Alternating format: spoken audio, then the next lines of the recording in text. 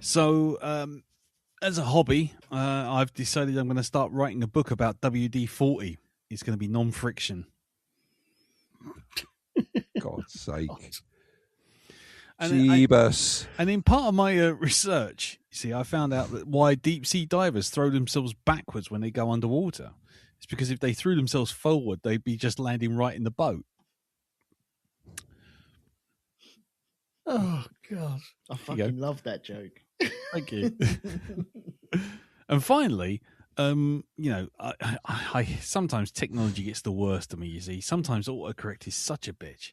I mean, I texted my friend if he wanted and asked if he wanted to go for a wank by the river. Well, I mean, obviously I meant the canal. Anyway, hello everyone, and welcome to the Black Dog 260. I'm Lee. I'm Darren. I'm Jim. I'm Elton. And this week we'll see how everyone's week's been, except Elton, who is boring. No, you're just living in the mists. You're living on the fringes, man. You can't explain your secret life. It's That's good. it. Yes. I'm undercover and you are undercover. NDA as well. Exactly. So yes, and then what we'll do is we will also have a little bit of feedback for Midnight Sky, which was last week's episode, and then we'll move on to this week's episode of Sad Man, Spaceman series, when we review a non-Spaceman movie. Space ain't that great season. Space. Yeah, it's all right. Space. In space, everyone can hear you yawn. There we go. Okay, that's Darren's review. He's going to bed early. Right. Get that in there. Yeah. No, I'm just like, in general, it's that's serious, really, isn't it? Midnight Sky was like that. It was like a long, laborious journey to I think when we conclude this season next week, we should have a section of decide which was the best. I mean, of these films we watched. What was the most tedious space movie out of the lot? Okay.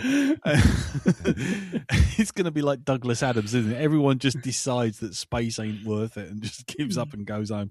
We should never have left the trees. I can not see any of these movies being NASA recruitment films somehow. I don't know why, but No. Yeah, we have top men on this. So anyway, we'll be reviewing Contact this week. Sorry, I should have thrown that at who's Contact. It's your turn, wasn't it, Elton? Sorry. Yeah. Chocks away.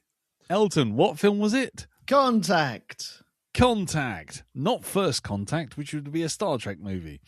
Oh God! Hey, don't knock it. It's a good one. Really? Yes, it is. Okay. Yes. I think you'd be surprised. I think you might actually like it. Yep. Yeah. One day we'll make you watch it. Oh, it's a good one, really. Yeah, huh? Yeah. Okay. All right. Someone's put their grumpy pants on inside out this morning. I'm just going to get a handbag. Ooh. God, yeah. Right. Anyway, so before we get to that, not First Contact. Before we get to that, let's find out how everyone's week's been, and we'll start with you as ever, Jim. How's it been? I can imagine not the greatest of weeks. No, it's been fairly sucky generally. Been funeral planning stuff done, and the funeral will actually happen tomorrow, assuming after a very long time. Right. So looking forward, not looking forward to that. Yeah. But I mean, just get it done. But yes, other than that, I've been keeping busy, which seems the best thing to do, which means I'm consequently very, very tired. And if I start talking more bollocks than usual, that's why. Welcome to the end up this evening heavily medicated. Yay! Medicated Jim. Then may well be ranting. Yeah. Dear me. Okay. But anyhow, let's not get ahead of ourselves. But yes, I've been keeping busy. Now, we had one of our stupid storms recently, because now every storm gets a stupid name, which just frankly encourages them. And we've got like a little fence that sort of separates kind of the courtyard from our front door with our neighbours, a lady called Carol. And basically, we've gone through lots of different storms, had no problem. But this one got up next day. Oh, the fence has fallen over. Now, me think, all right, I've got some metal brackets. I have a new drill. I can just, refix it back to the post. Job done. Then I looked at the fence and going, yeah, this is a bit old, this wood. A bit maybe on the rotten side. Yeah. So I mentioned it to my dad, who is kind of an ex-engineer. And he said, just get his advice, see what he thought. And he said, we should replace this. Okay, Dad. He said, I'll get some wood. I thought, Okay. Dad's good. I've given Dad a project now. Oh no. And so it's this is going to turn into the invasion of Poland, isn't it? It's going to calm down fence, Dad. But, Dad likes to do things properly. And so, he had some wood and he sort of, I measured it all up and he sort of did a plan. And then there was a certain amount of farrago getting all the wood to build this. As Dad said, timber's got very expensive these days. When did the trees put the prices up because of the war with Ukraine? But anyhow, we finally got some wood, and we did build a fence over the weekend from scratch. And very good it is too, and it has not fallen down, and I still have all my fingers and toes. Nice. And only minor injuries, like a small bruise on one hand and a scratch. But yeah, it's pretty good. I'm quite impressed. Nice. I ache like fuck now, because yeah. There was much sawing of getting everything down to size and fitting the boards to actually go up the steps and whatnot. But it's all sort of creosoted. It looks pretty damn good. Hey. Every time I go out the dog, that's a good fence, isn't it, Teresa? When you walk past the fence, how big is the fence, Jim? It's about 3 feet. Well, exactly. It's 90 centimetres high. 90 centimetres high. And 170 centimetres wide. Ooh, there you go. Measuring's burnt in my brain. You keep walking past it, putting your hands on your hips and going, Teresa, made that. Yep. I feel seen. Yeah. Pretty good though. It's so now I'm feeling quite confident in my DIY skills. So now, next week's job to keep myself busy is probably I'm going to put some shelves up in the kitchen. This is where it could get dangerous. Yeah, this is where you went through a hidden wire, and that was the end of that. Yeah. Or a pipe. Yes. Yeah. Truly, did Frank Zappa sing about the dangerous kitchen? Yes. Who the fuck wants to go there? Yep, it's the hope that gets you, my friend. You think, one fence, that's cool. I can do this. So the other thing we've been doing, I still can't. We haven't actually finished it, but we're subscribed to Shudder. Oh yes, and there's been a series of the documentaries about 80s horror. Yep. In Search of Darkness, and Shudder currently got part 3 on, and it's sort of like 6.5 hours long. Oh God! So we've been watching it for a good 10 days, sort of in installments. Kind of at the end of the night, we've done another half an hour of that. It's all very bite-sized because it is kind of just basically going through various cult and obscure 80s horror films. There's all sorts of talking heads from talking about the movie, from people who are actually in the movie to like people from Fangoria and film critics and James Rolfe from Cinemassacre from YouTube and stuff. People, knowledgeable people. Yeah, lots of really, really great stories about these mad films. Yeah, and a lot of memories going. Oh God, it's like instant flashback to 80s video shops. Yep. And it's a great thing because it's a chance to actually find out what some of these fucking films were like. Because a lot of them you go, I'm going to spend money on this. I'm not so sure. Yeah. But I highly recommend it. It's very insane. And kind of, you get like a 4 or 5 little sort of review featurettes on a movie. And then you get one that kind of like a section that'll sort of like, have like a theme of like, Right. slashes in the 80s, or, sort of women in horror, or, Yeah. kind of straight to video hits and things like this. It's really just well done with a lot of love. Yeah. And they say it's a lot of great stories from people Nice. who made these crazy movies. They're often very, very funny. Mm. But yeah, highly recommend that.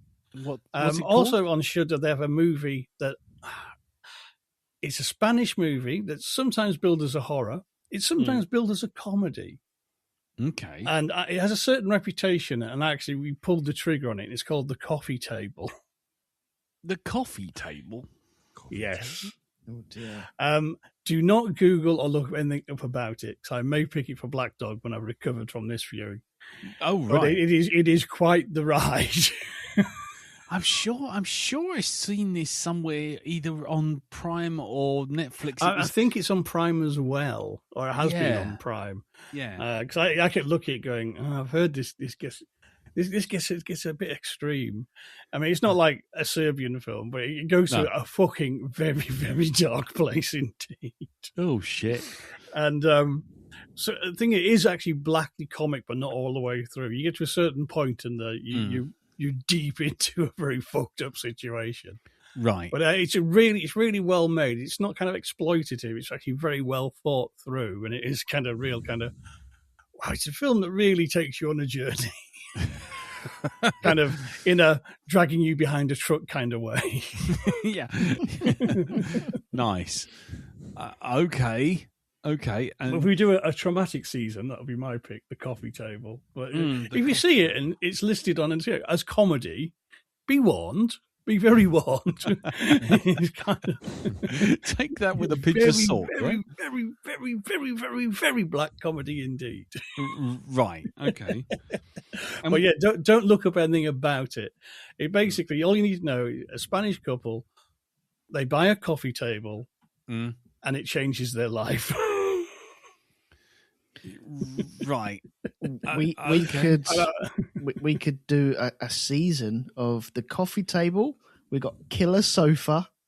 Yep. I've seen Killer Sofa. That's pretty good. Oh, good. Of course you have, Jim. I don't even know why Yes, we yeah. question that. We've And got Sexy Sofa starring JD Vance. The DFS sale. Oh God. Emmanuel goes to MFI. Yeah. Debbie does DFS. Yeah. No. Oh God. I got a horrible feeling this could go very, very wrong very quickly. Yeah. Okay. Inanimate object horror season. The Magic Carpet. Yep. Oh God. There's got to be one called TV, isn't there? Well, there's Rubber, isn't there? The one with the tire. Oh yes, yeah, Rubber. Oh yeah, it's a good film. Oh, it's not the one about the haunted condom then. Okay. Hey, if you can imagine it, it's out there. Rule 34 explicitly states such a thing. Yes. You've brought it into existence just by thinking about it. It'll be on streaming next week, I guarantee it, with a big airbrush poster. Yeah. Just don't look Probably up called Lost Johnny or something. Oh dear. man, there's a book that I read that would I heard they were making it into a film, but I think they cancelled it now. And it's all about a haunted IKEA style store, and the book itself is actually written and laid out like a brochure. Oh, it's God. brilliant. It's a really good really good Oh, little yeah, tale. Grady Hendrix, I think it is. That's right. Yeah. Yes, yeah. It's on my to read pile. Indeed, and everything they use in whatever somebody uses as a weapon, like which bit of furniture, I think they give a full sort of brochure page at the end of the chapter.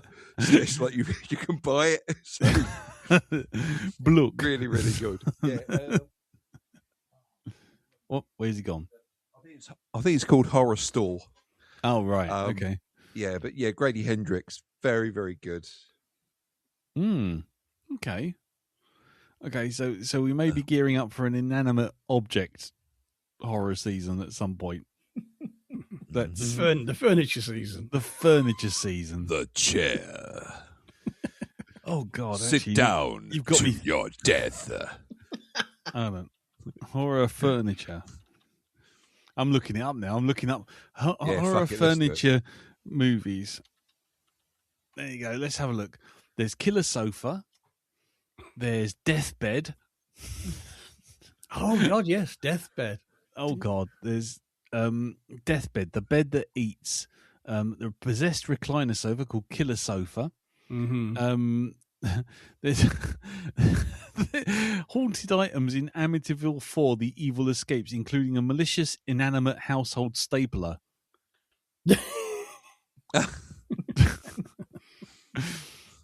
There's Battle Heater, which is a Japanese horror film about a possessed kaiatsu table heater. The Lift. Oh, wow. Okay. There's one called The Refrigerator. Well, Yeah. I've got Fridge, The Fridge, Deep Fridge, Billy the Fridge. Oh no, that's a musician. Deathbed, the bed that Billy eats. the Fridge. 1977. Yeah. What is Billy the Fridge? I don't know. It sounds like a sort of. It sounds like something from Viz. If I'm It honest. does, Bed doesn't of it? the Dead. There's lots Bed of of the bed Dead. films. Bed of the Dead. Well, it's because it rhymes, isn't it? Killer Sofa. Yeah. Oh, I think we've got. I think we got a season. We've got a this makings is of a season, yeah. This is it. Oh shit! All right. What have we done? What have we done? We don't have to do it yet.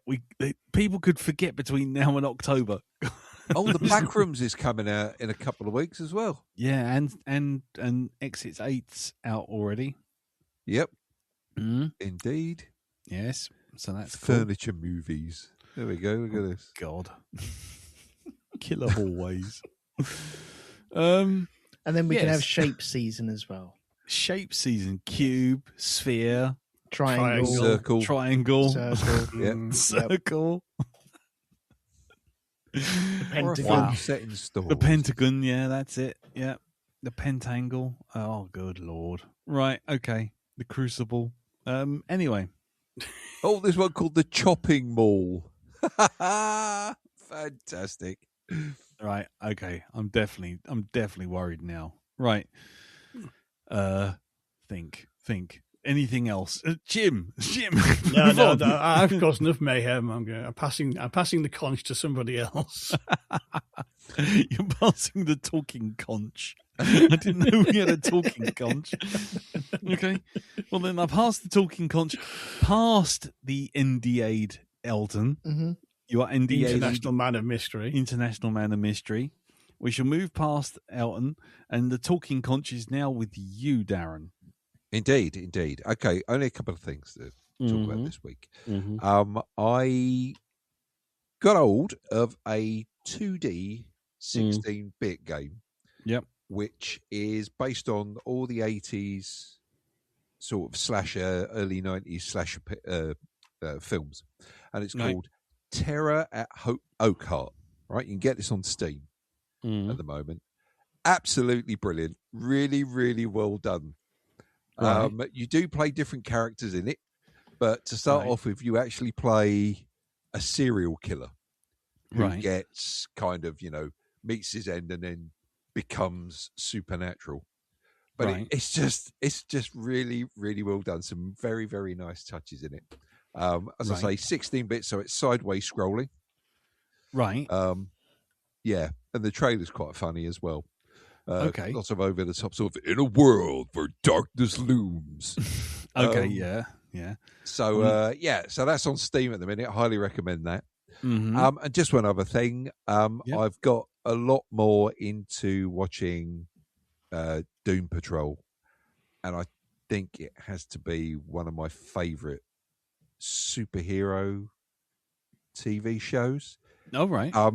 It's about as close as you can get to the weirdness of a DC Vertigo series, Yeah. because it really does go through with stuff. It gets stranger with each episode, but it in a comical way. Right. I'm just trying to think if there's anything I can possibly tell you about. Well, it's a bit hard to describe. It is. It's bloody good though. It's really, really good. It's just so they really kind of just they stick to the landing on all of this. They really do.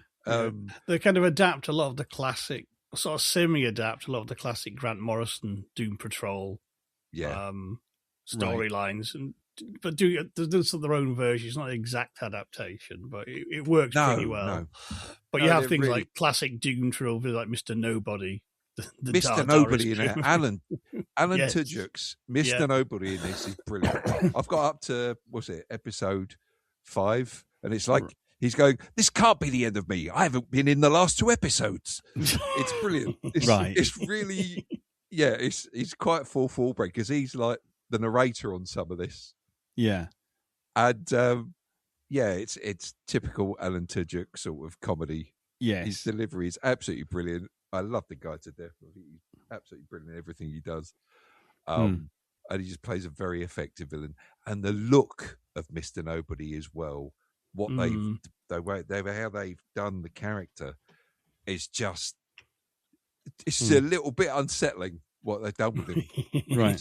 He's just like a jigsaw puzzle with bits missing. It's all right. I think it's the best way to describe him, really. It doesn't look exactly like the one in the comic book, but it's got the spirit of the look. It's you can identify that as Mr. Nobody if you know what he looks like in the comics. Okay. But yeah, just all round, every single character in that has got such an interesting sort of backstory as well. Okay. And it's really, really. I'm enjoying seeing Timothy Dalton in this as the boss, as the governor. Right. Yeah. As well.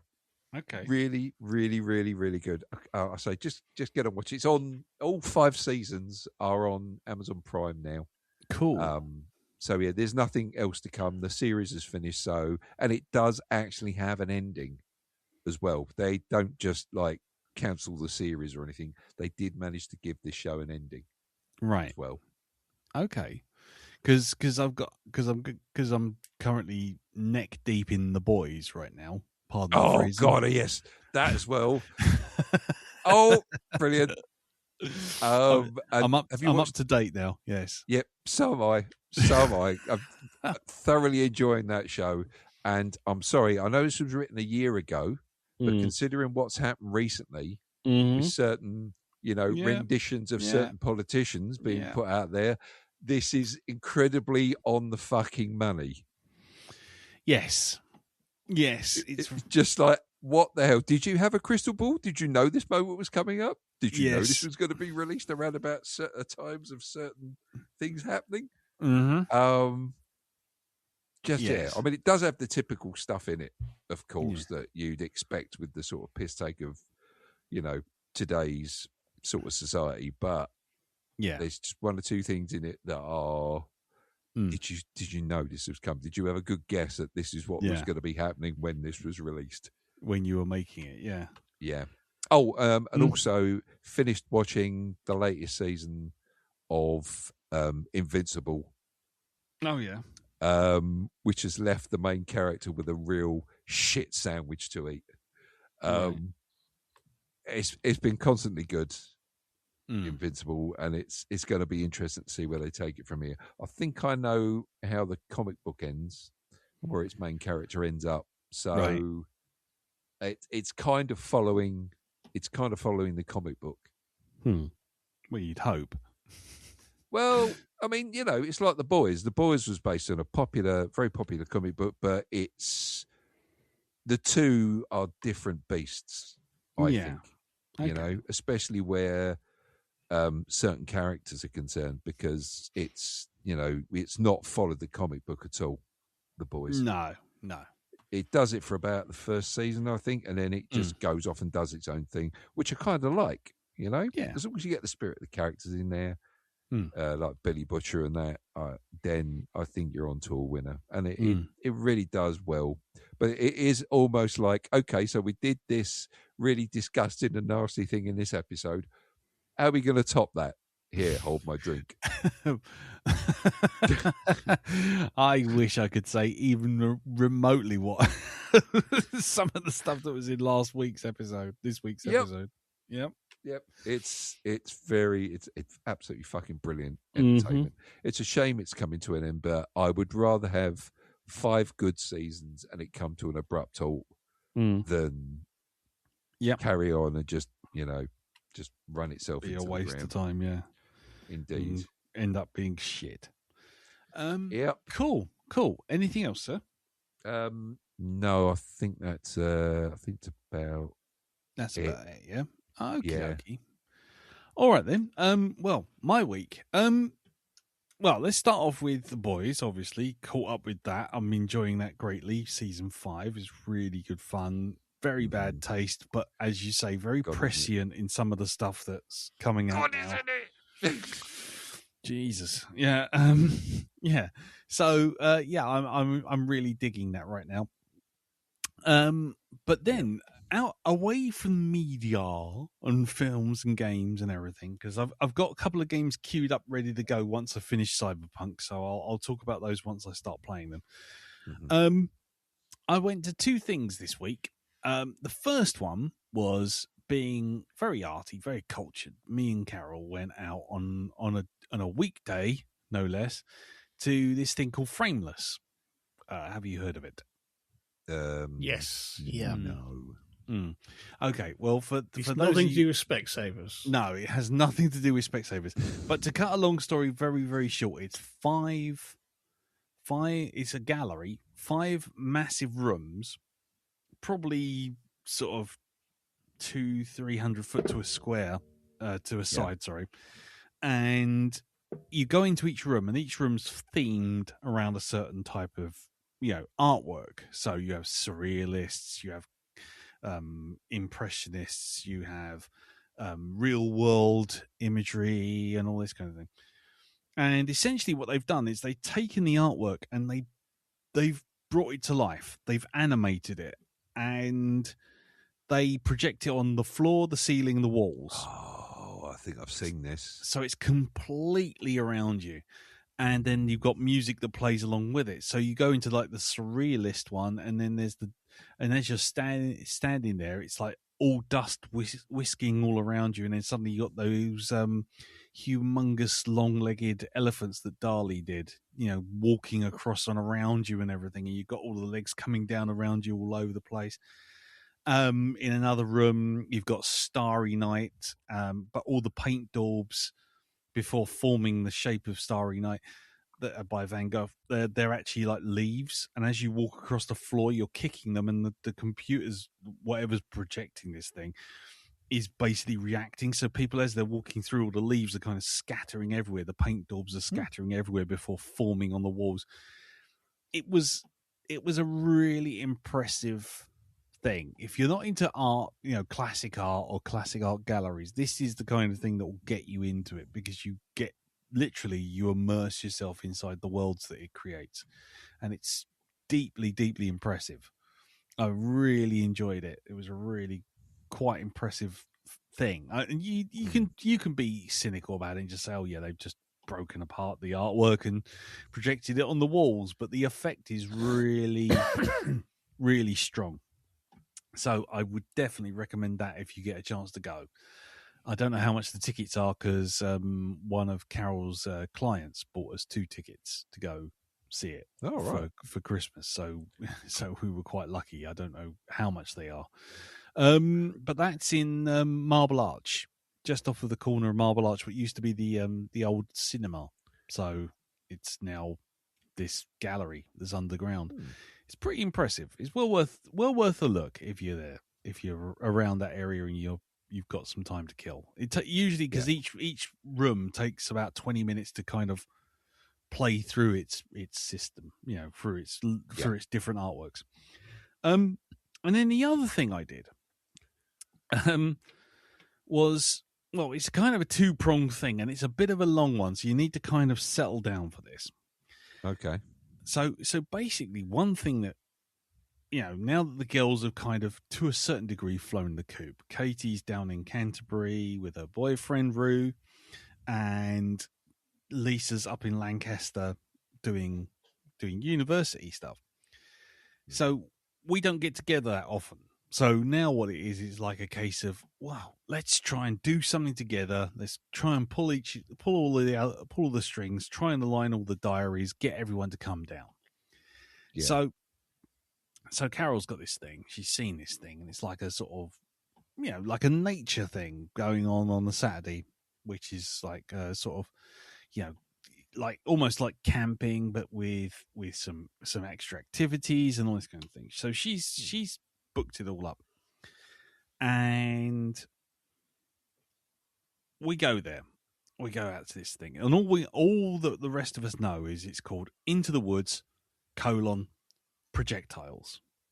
Right? That's all it says. Okay. As we go down there, before we go, there's like a sort of like a form you have to fill out. Right? Now I'm going to read you what is sent to us. Yeah. Because this thing is quite funny in the way it's done, right? So we're all trying to find out, like, what is it like? What's it going to be like? What we're going to have? What we're going to see? Sort of thing. And hold on, where are we going? Here we go. So we've booked this. Carol sends this email, right? So the email comes through, and the email has a tone. So I'm going to read you the tone in the tone it's delivered. And it's got, subject, projectile events are coming up, Carol Metcalf. Come along and have some fun. He goes, hello, Carol. We're going to cut straight to it. On Saturday, we're running our most chaotic, high-energy event yet, and we think you're going to love it. Here's what's happening. Now I have to go into Clarkson mode. Archery, proper technique, proper targets, proper satisfaction when you nail it. Knife throwing, yes, really, you'll feel like an absolute legend. Siege building, full siege wars. You'll design it, you'll build it, you'll absolutely batter each other with it. Wow. Archery tag, imagine dodgeball, but with bows and arrows. Chaos, pure chaos. Airsoft target shooting, plus player versus player. Teamwork, strategy, the best excuse to run around the woodland shooting your mates. And then finally, grounding and meditation.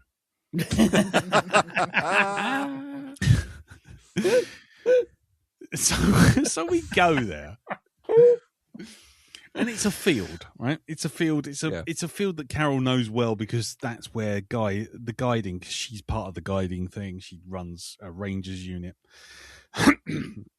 and she goes there, and she's like, she knows this place. Cudham it is, and so we go to this place, and right in the middle there is this tent.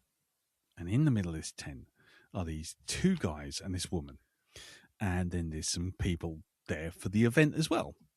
There's a guy who's clearly a single dad with a very young child.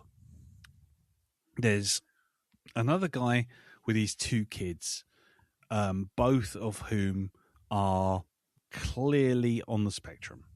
And they are sitting there, and they're all sitting around the fire. And we're all sitting there. So we come over. There's like Rue, which is Katie's boyfriend, Katie, me, Lisa, Carol. The guy walks in and he says, we're going to have fun, but I'm going to take the piss out of you. But you know, we are here by divine right. So what we're going to do is we're going to reconnect. We're going to have no screens. We're going to have lots of action, lots of fun. Anyway. No screens. Yeah. At which point, one of the guys with the kids who are on the spectrum, and then we know this because they announce it. You have to go round the campfire and announce who you are, and if you've got any problems or if there's anything you can or can't do through to health or whatever. And one of the kids goes, I thought we were bird watching, Dad. And it's like, I think we might be. I think you might be in the wrong house. Yeah. So we go, right. Okay, fine. Okay. This guy comes out and he brings out like all these bits of wood, and he brings out these sticks, and he brings out like throwing knives, like proper ninja throwing knives, like proper steel. Really? Yeah, proper steel, like 6-inch long, hollow handled throwing knives. And he goes, I'm not going to lie to you. I don't hold with health and safety. He goes, Christ almighty. he goes, Fucking hell. he goes, I don't hold with health and safety. He goes, I believe in the law of common sense. This is a knife. It's pointy. The pointy end, it can kill you. You might suffer death if this goes wrong. He's like, right. He goes, so you listen to me, you do what I say when I say it, and we will be fine, and everyone will have some fun. It's like, right. And then he makes us all sit around the campfire. We're looking at all these knives. There's all these knives and all this wood and shit like this all around us. And he goes, right, everyone, feet on the ground. And he starts going, listen to the air. Listen to the birds. What else can you hear? The trees, the woods, the murmuring of small woodland creatures. You're like, right. And he goes, what can you smell? The fire, the smell of grass. What can you feel? You can feel the earth. Beneath you is a massive planet, 10,000 miles across, or whatever he came up with. You're going to get that Christopher Eccleston speech from Doctor Who now. Exactly. That's exactly what he did. He recreated you're on a ball of rock flying 100,000 miles through space. That's what I feel. Yeah, all the time. I feel it. That's what I am. Come on, Rose. And Rose, yeah. Hello, Rose Tyler. Run for your life. So we go to do the knives, and the first thing he shows us is throwing knives, and he's very, very serious about how you take the knife, how you hold the knife. And it's like, right, fine, you throw them, and he's expecting you to bounce off. So he's like, yes, the weight of the knife. You're supposed to throw the handle, but not the knife. Throw the handle, not the knife. And all sort of thing. Anyway, a couple of them go in, a couple of people, round of applause, well done. And then he turns around to me and he goes, right, we're going to do spears. Oh, God. Spears? Yes, spears. Okay. I'll be the bloke that going, can we do a liability claim form first? Exactly. And he brings out a piece of wood. No joking. This piece of wood is about 8 foot long. And it's an actual tree. He's cut down a tree. Fucking hell. And Really? And then what he does Probably is for looking at him funny. Yeah, for looking at him funny. And what he does is he gets the knife that we've been throwing, because we had like a whole selection of knives. He had the 5 throwing knives. Then what he had was like this middling knife, which was kind of like about a foot long. And then he had one which was like a Bowie knife, like a proper Rambo, sort of like weighs a ton kind of vibe. Yeah. He gets hold of the middling knife and he wraps like tons and tons of rope around the end of the stick. And he goes, one of the reasons you've not been hitting not been hitting the board, not been connecting with nature, not being the hunter that you are, is because you've been not using the tools that you've been given. And he's like, here's the spear, like this, use the spear, see how easy it is. So he gives this spear to the first guy. The first guy throws it, it goes about 3 foot, and the weight of the spear, it just goes donk and falls on the floor. So the bloke goes, right, try throwing it again, use your anger. And then all of a sudden he goes, no, wait, everyone, God. 3 fingers. And you're like, what? He goes, What? place your first finger, your index finger, on your belly button. You're like, right. And he goes, 3 fingers down, and in the middle of your body, that's where your chi is stored. It's like an ember, but we're going to ignite it to fill your body today. And you're like, right. He goes, so he hands me the spear. He goes, feel your chi, feel your feet planted in the ground, feel the spear. Yeah, he's like, feel the spear, get ready to throw it, and use the weight of the spear. I threw it. It went sideways, hit the target sideways, and the spear snapped in half. Right. I'm like, oh. And the bloke went, well, okay, fair enough. Let's try it again. He picks up the second half of the spear with the knife still on it. It's now 4 foot long instead of 8 foot long. He goes, right, plant your feet, side on, eyes down the spear, reach back and throw. I did it again. It went sideways, snapped in half again. And the bloke went, we're not doing spears anymore. Wooden-handled knives. Yeah. So we moved on to bows and arrows. And oh my God. We got the bows and arrows, and he's got all these different arrows. Have you heard of a cunt called William Tell? Exactly. Robin Hood, I shit him. Anyway, and he goes, right, okay. So everyone take a bow. Here's how you string the bow. Here's how you string the arrow. Here's how you knock the arrow and all this sort of thing. Anyway, so we all take turns at firing at these targets, and that's fine. It's fine, no problem. And then as he does that, the bloke just goes, "What? Stop!"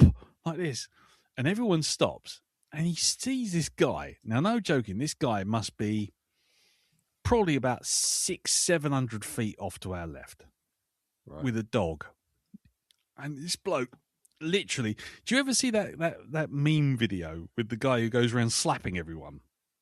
Yeah. So our instructor literally turns sideways, goes stomping off to this bloke, goes, "Where's your situational awareness? What are you doing walking across a live fire area?" This bloke's like, "But there's a path." And he's like, "No, there's a fucking path. There's 12 people here with arrows." He's like, "And you've got a dog?" And he's like, and the bloke goes, "Yeah." And he goes, "Are you a scout? Are you supposed to be in this area?" And the bloke goes, "Yeah, I'm running the camp." And he goes, "Well, I suggest you go back to your building and think about what you've done, and you could go through your scout rules again and all this sort of thing." I'm like, fucking hell. Do you want us to shoot him with a bow? What do you want us to do? Fucking hell. So now everyone's really, really quite tense. And one of the kids who the sort of the spectrum kids sort of goes, the guy goes, "Right, okay, I've told him, he's going to go off. I'm sure we'll get a letter in a minute, but we'll take him out," and all this sort of thing. And take him out? Yeah, the bloke comes over to us and he goes, "Right, begin again. Like, let's do it again." One of the kids on the spectrum knocks the arrow, and this bloke wheels on this kid and goes, "Did I tell you to knock the arrow? Do you not value my life? I am standing in front of you. You have suddenly armed a weapon in front of me." Jesus this sort Christ, of thing, man. Fucking hell. So the kid says sorry, and the dad steps in to say sorry and try and cool things down, and everything kind of cools down a bit. We knock the arrows. We draw back, and the guy's going, "Right, draw back as far as you can." I drew back my thing. My bow snapped. In the top half? of it. The top of it. The top of it went poing and took the fucking hell. I'm like, oh shit. He's I've broken me. Yeah, he's gonna I've killed drawn one of his attention. friends. I've drawn his ire. Oh no. I've broken a bow. I've broken his spear twice. Oh no. He's about to break my spirit. My chi is too strong for this bow. So after that, this goes on. He gives me a spare bow, and the day carries on. We move on to siege weapons, right? Oh god! And this is where we. Where's those scout camp? We're gonna level those bastards. We're gonna fucking level them. So what's actually, when I said there was loads of wood, what there was actually, and this is where it ties back to your story, Jim, is there's about 20 fence posts, circular fence posts, probably about each one's probably about sort of maybe 10 inches in diameter and about 6 foot long. And there's also some canes, and there's rope and elastic. And the guy turns around and says, right, what we're going to do is there's 3 types of catapult you can make. There's the oh God, I can't even remember the one. The one that's like he explains there's one like Trebuchet. There's a trebuchet. He explains how you could make one of them. There's a catapult. He explains how you make one of them. And there's another one like it's like Trevelyan or something like that, but it's basically it's a very large crossbow. So sorry. Yeah. Anyway, so he explains all these things. And then gives us a whole heap of like standing canes, like garden canes. Says, here's some elastic bands, and then splits us into 2 groups of 5, including his, as it turns out, his wife, who's standing there looking like she's actually supposed to be going out shopping in Next, but she got sort of roped in. He's all in black. He's all in black in t-shirts and shorts. Can I just ask? Did he actually mention anything about eating of what he kills or anything like that? He wasn't far off. He's not the Mushroom King, is he? No. Yeah, I only kill what I ate. No, he wasn't quite there, but he did send someone off to go get him some kombucha and cheese and blueberries. That's what he had. What? This tough outdoorsman after fuck it. Oh, Jesus Christ Almighty. Anyway, really? So anyway, so his wife, who looks like I say, she looks like she would prefer to be out shopping anywhere in Oxford but there. Street. Yeah. So she comes over and she's helping us to make up the numbers. Yeah. So there's like 2 groups of 5 and plus 1 helper from each team from the group. Right. And so Rufus, that's Katie's boyfriend. He's heavily into the D&D and all that kind of stuff, and he's got an idea straight away of what he's going to build. So he starts building something with little canes, and it looks like it'll work. Meanwhile, single dad plus the dad with the 2 kids on the spectrum, are over there trying to build basically a catapult with a bunch of elastic bands, not realizing that Blokey. Old Blokey's going to come over and say, right, now build it with the fence posts. Oh, right. We figure this out quite quickly. So everything we build trying to use string. So it's like any minute now he's going to give us a whole heap of rope and tell us to make this thing work like full size. So we get it working, this little this candy cane stick thing, and I'm just like, I'm lost now. I'm just like, I'm just there for carrying things. Meanwhile, Carol can do like square lashing and all this kind of thing, and Rufus knows what it's going to look like, and Katie and Lisa are just kind of helping out. And then it's like, right, we're going to build it. So it suddenly turns into the A team. I'm suddenly walking around picking up 6-foot posts and slamming. Are you the B.A. Baracus of the group? I am. Did you pity the fool? I did pity the fool. I did indeed have some drugged milk to get me in a helicopter. You weren't getting on no plane. Exactly, like Schwarzenegger. And carrying that that log at the start of Commando. Jenny and me. Jenny. This food tastes like shit. Anyway, so I'm carrying the logs, and Carol's like doing this kind of complicated Rangers style lashing of the ropes and pulling it all together, and you can hear it. You know it's all working because it's all doing that proper Foley sound, that kind of as you're And Rufus is kind of like sort of helping put everything together and make sure everything's working. And we build this thing, and no joking, it's like 8 pieces of very, very big, heavy wood with an 8-foot arm and a basket that Carol went into the forest and grabbed all the twigs and weaved this basket on the end of this thing. Man. And we were like, fuck yeah. And then we turn around, and meanwhile, Sad Sacks over in the other corner have still got their little tiny weedy fucking candy cane thing, and they've all suddenly gone, oh. there's us with a proper siege weapon, and they're sitting there with like something that could fire toothpicks about 16 feet. And so suddenly the siege element of let's fight each other is out. because it's just I there's think no you've won. there's no competition.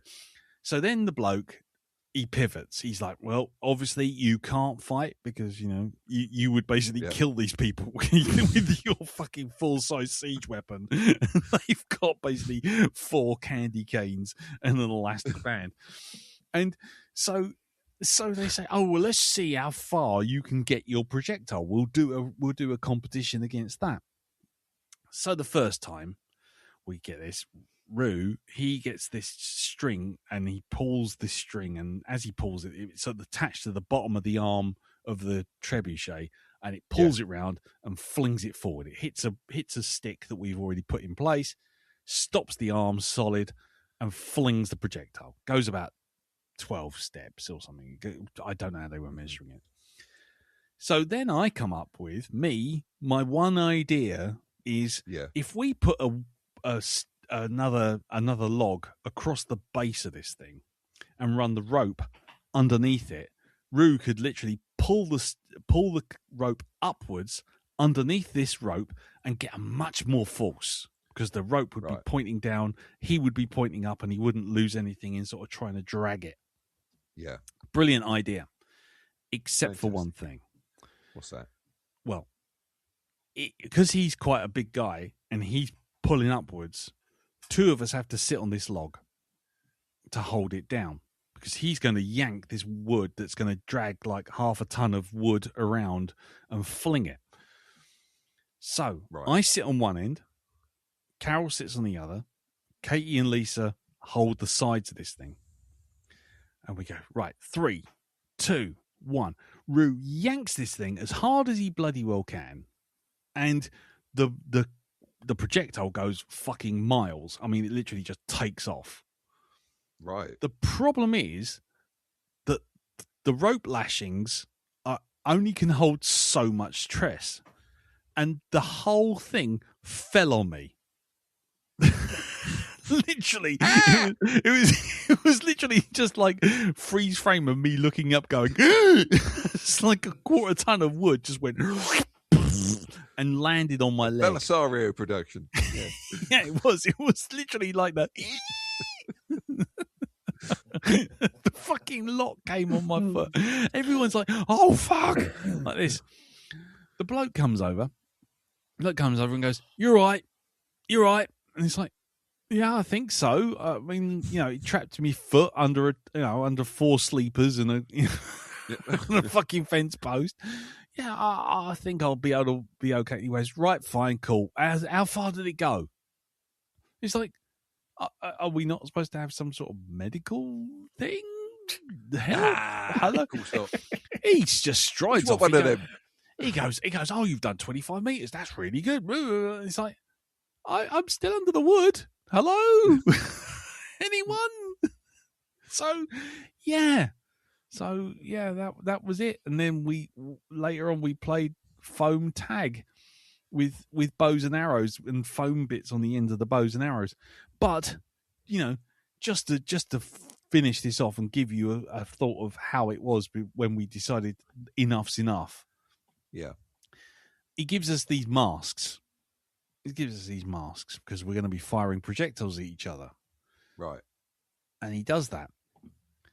And he goes, right, now to show you how good these masks are, and he just draws the bow and he shoots me from 3 feet away with this arrow straight in the face. And the foam arrow just goes doink and bounces off the helmet. He goes, see, didn't feel that, did you? And I was like, no. And he goes, good. Then he goes along to Carol and he goes, does it again. He goes, see, you didn't feel it. And then he goes to Lisa and he goes, didn't feel it, did you? And he goes, and then it's Rue in the face. And he goes, and as he does, it gets to Katie and he goes, right, you your turn. She goes, no, I think I'm fine. I've seen the proof. Thanks. And he's like, yeah, but you got to experience that. You got to trust the equipment. She's like, no, I'm fine. I've seen everyone else get shot in the face by a foam arrow from 3 feet away. I don't need that. And then we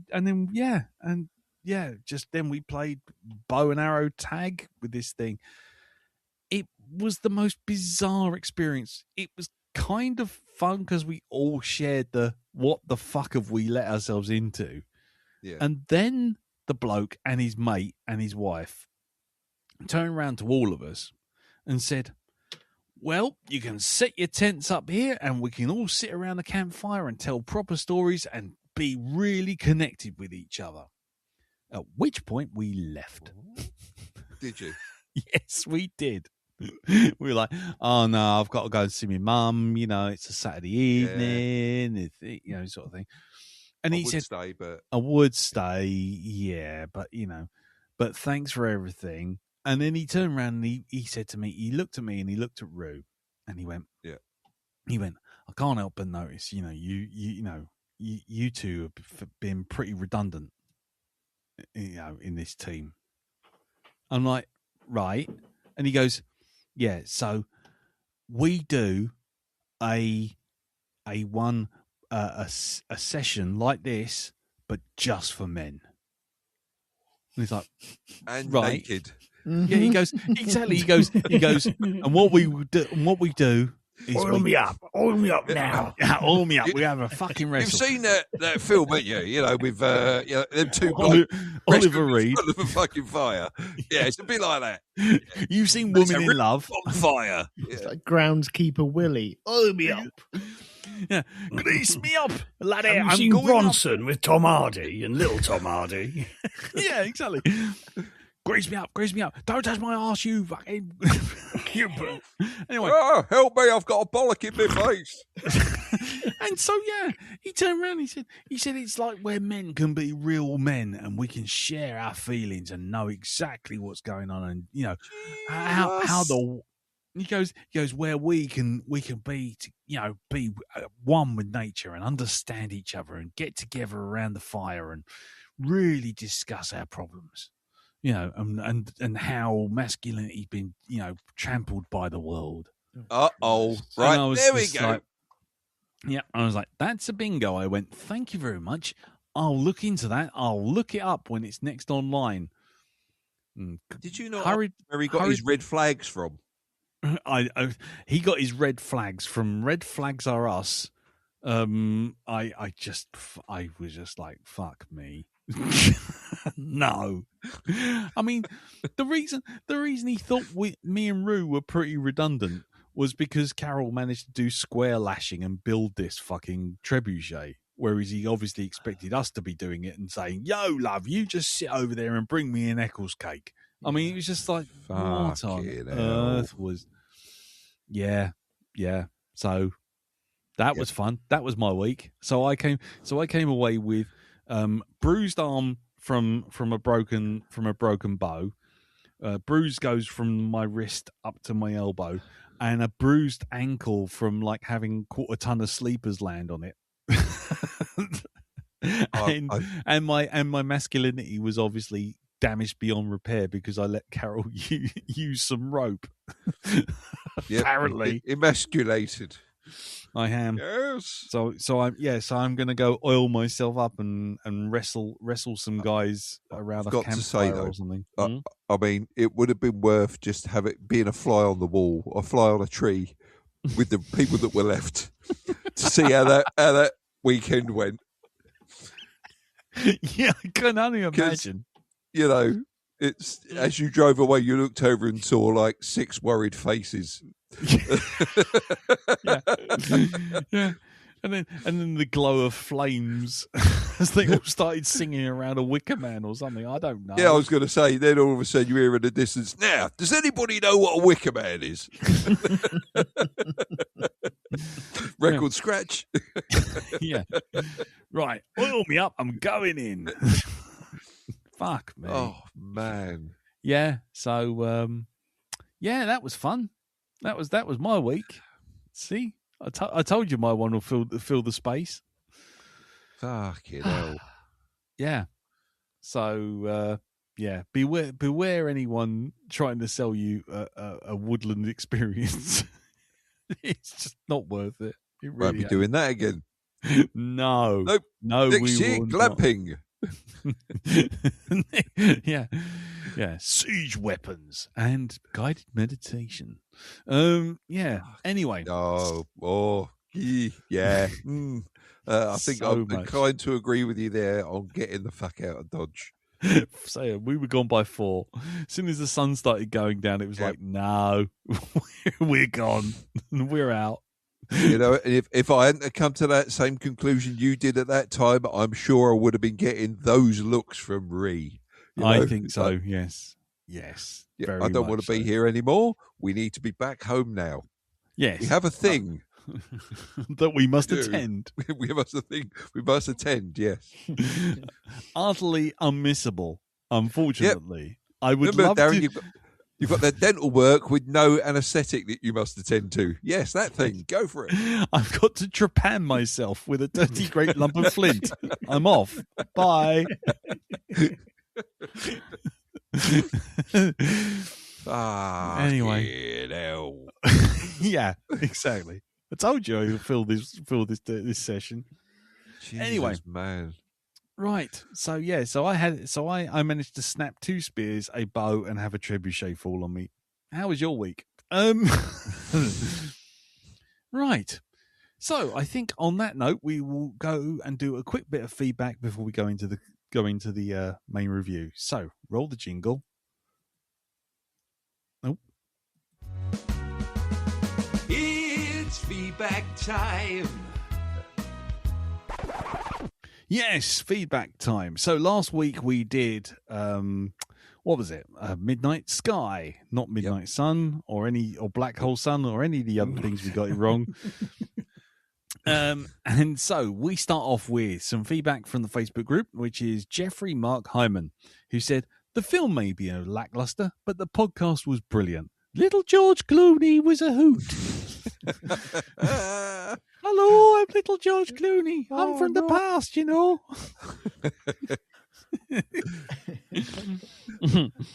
Yeah, so that was that.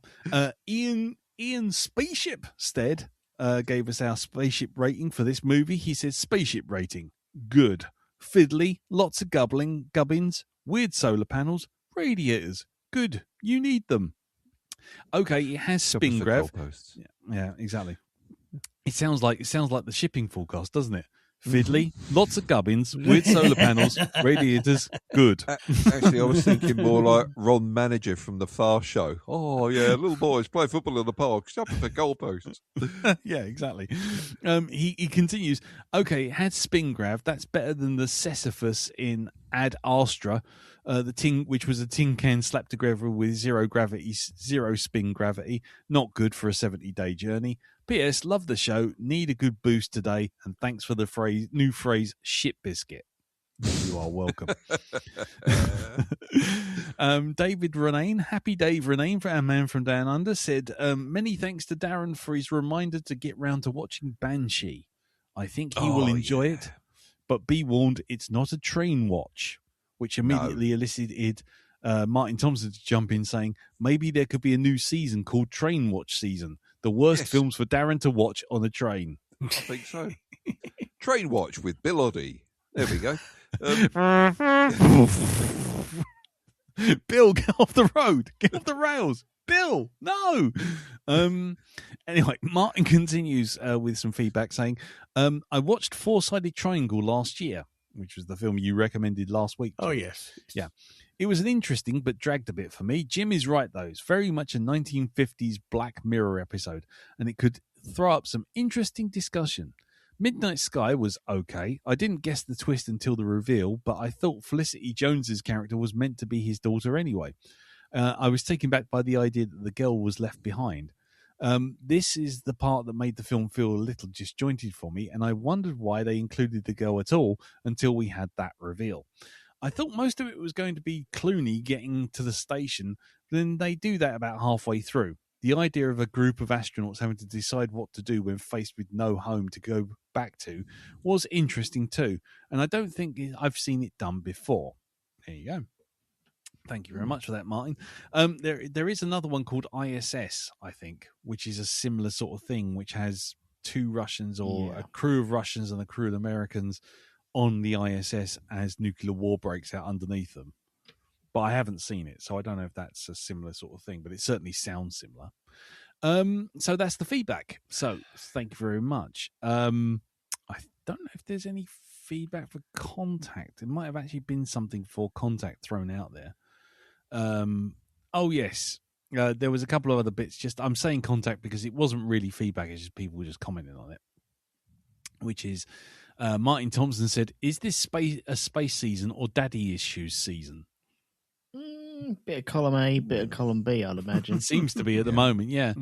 And Ian Stead again says, "Read the book, see the film. I will have to watch it again." And then, there's just people saying they want to watch it, really. So, we will come back to that next week with the feedback. Right. Okay. Well, if anybody does have any other feedback and they would like to send it in, by all means, jump on the Facebook group, facebook.com/groups/the Black Dog Podcast. Or you can send us an email, which is feedback@blackdogpodcast.com. And that's about it. We'll stop it there. We'll take a break. We'll roll the jingle. And when we come back, we will be doing Contact. All right.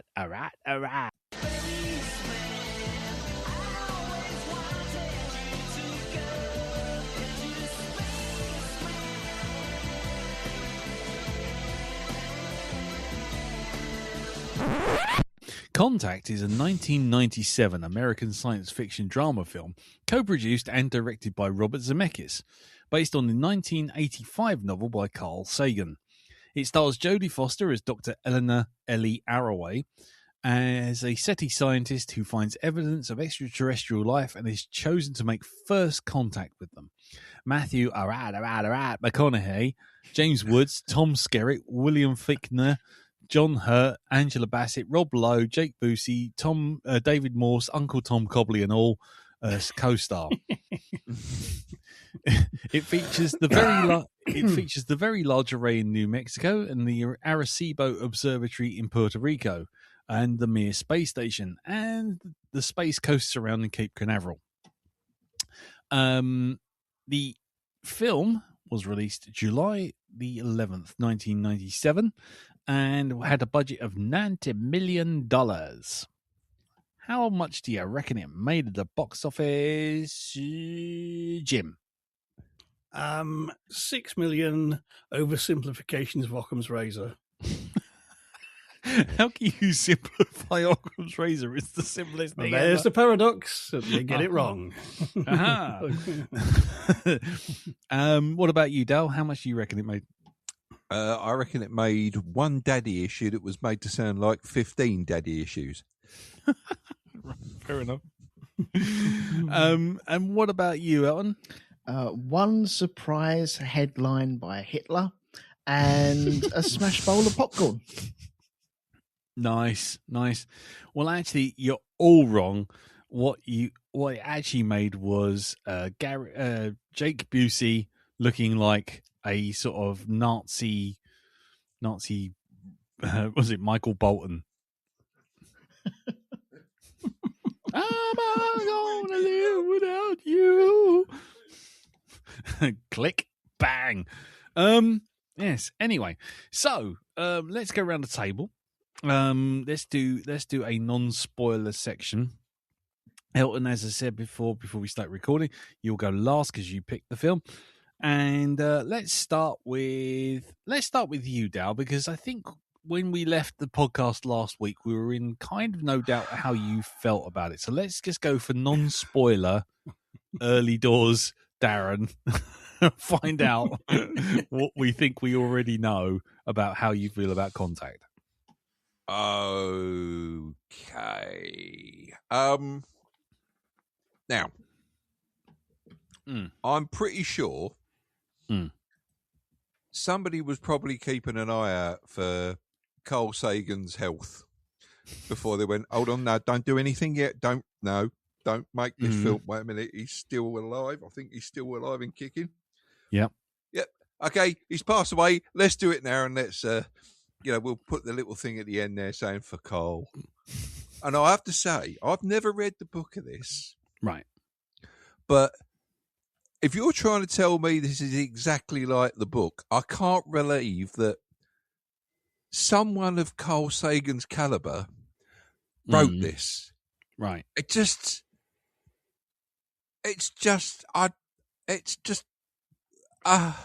for somebody who deals a lot in facts, right? Okay, this is like, this bloke knows his fucking biscuits. For this to be it, yeah, I've really got a hard time believing that this is any way, shape, or form anywhere near. As I say, I've never read the book myself. Right. Okay. So I'm probably the least qualified person to mention this, but just going on what I've seen on screen, this is the Hallmark version of that book. It's got to be, right? This is Hallmark Channel has taken that book, and this is what they made with it. Right. Because there's far too much soap. Bollocks. Yep. Far too much bollocks. And the end. And the end. Well, we'll discuss the end. We will later in the podcast in the spoiler section. I know what I would have liked to have seen at the end. But you went there. Okay.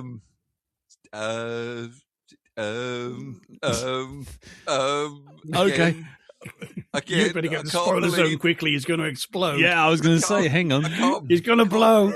I can't. No, please tell me that the ending of the book was different to the ending of the film in one particular way. Because what a cliched pile of old bollocks for the end. I've said it. I've put it out there now.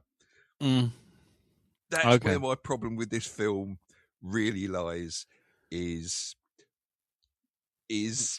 how the ending is shown on screen and what they use to put the fucking what they use as a fucking as a way. I can't even say it. No, you don't say it. Right, my feelings haven't changed. I thought this when I saw it. Right, so that's how cliched this certain aspect of the ending was. It had been used so many times in every piece of, just about every piece of science fiction I could possibly name. Right. This one aspect of the ending has been used. I can't. No. Okay. No. Okay. I'm not going to reveal it, but it's just. Yeah.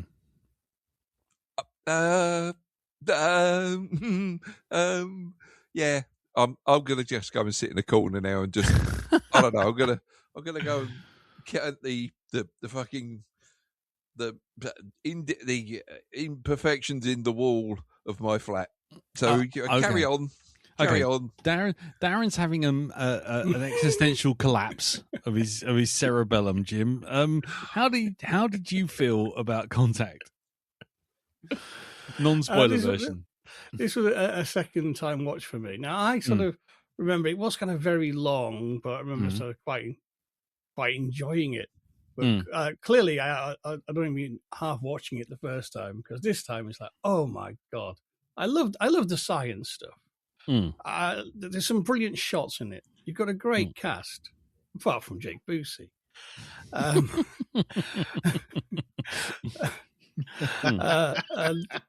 But you know, we have a phrase over here about staying in your lane, and I think in pop culture, in culture generally, we've fallen into the habit of people not staying in their lane. Oh, this person he's an expert in something. We will listen to him about any other subject as well. No. No. And it's kind of, I have a lot of time for Carl Sagan, but if the book was like this, he should have stayed in his lane and left fiction to somebody else. Okay. Because in this, I mean, I love the science stuff, but there's all this stuff that is just like, God.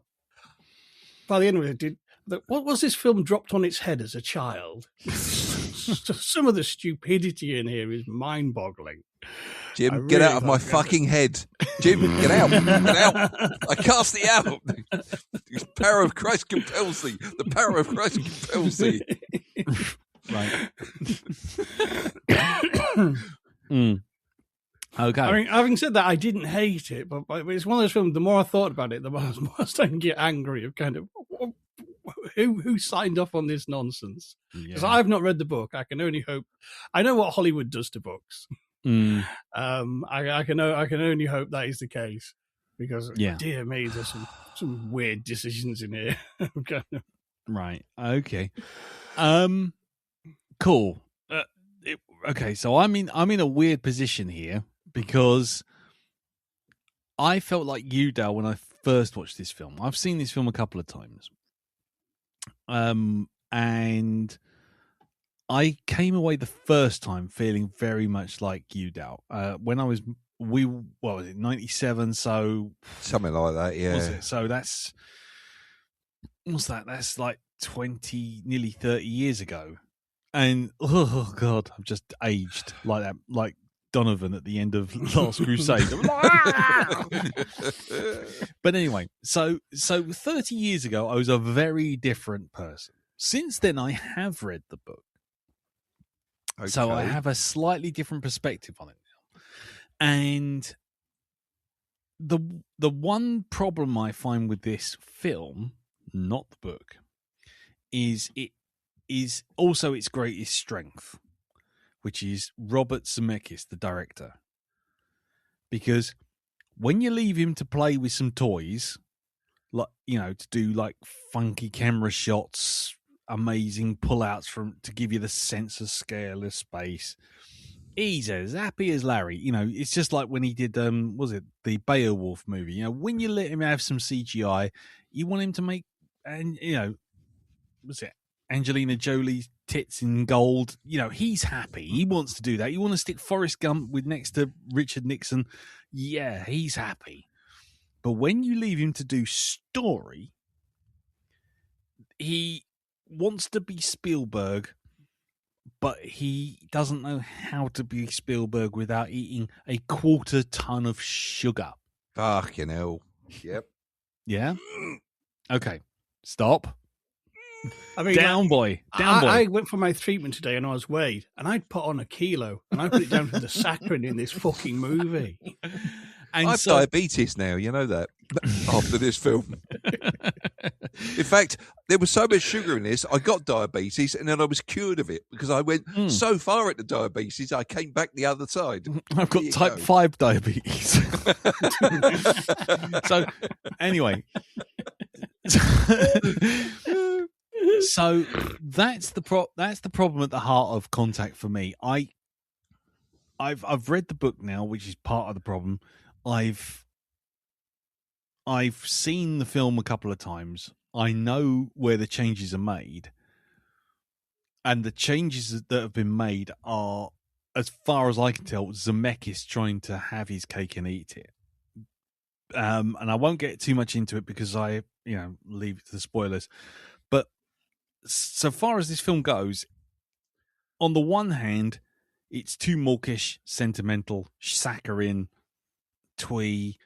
On the and too, we can't offend. We're going to think about the world and how the world would react, to this knowledge, which isn't quite in the book in the same way. So it's like, he starts trying to throw some proper old Americanisms, look at God kind of thing. And that's where the film goes woo, off. It goes. But on the other hand, there's stuff in this which without it you wouldn't get things like Stargate, you wouldn't get things like Arrival, you wouldn't get things like Interstellar. In fact, at one point, you wouldn't even get some of the stuff in Mass Effect, which was a bit of an eye opener for me this time round, which I'll explain at a later date if anyone cares to listen to that bit when I go off and foam in the mouth, going. So for me, it's a game of two halves. On the one hand, there's a good, solid story, well told. Oh, there's even Signs. Signs is in there as well, and it's really frustrating as a film because on the one hand you're sitting there going, great, give me this big intelligent sci-fi story about what the world would actually have to do to contact aliens, and they don't turn up in a fucking flying saucer and bomb us, you know? And stuff like, you know, with that context, you wouldn't get 3-body problem. You wouldn't get anything like that. So there's so much that owes itself to Contact that you've got to give it its props. On the other hand, Robert Zemeckis can't help himself, and he wants to stick Forrest Gump tweeisms into the whole fucking thing. And I just wish he just fucked off. I wish the original director had got hold of it, because the original director was going to be George Miller of Mad Max fame. Oh, okay. Really? Yeah, he was going to do it, and it all just fell apart for reasons I don't quite understand. So he was going to do it, and then he fell apart, and then basically in comes Zemeckis. He was off the back of things like Forrest Gump and Back to the Future, and it was years before things like fucking Beowulf and all that kind of stuff. But it was certainly in that point where it was like, no, Rob, put the toys down. Make a fucking story. Don't try and twee this shit up. And so, yeah, I have a problem with that. So it's a two-hander for me. On the one hand, it's a really good, solid, thoughtful sci-fi story. On the other hand, there's a whole heap of shit that wasn't in the book that he put in there so that he could sell it to the fucking religious Midwest, as far as I can tell. So that's where I am. So, Elton, what about you? Well, the short version is I flipping love this movie. I think Cool. it's really, really good. I think you have prestige actors, as in Jodie Foster and Skerritt and her as well, just bringing A games all over the place. Yeah.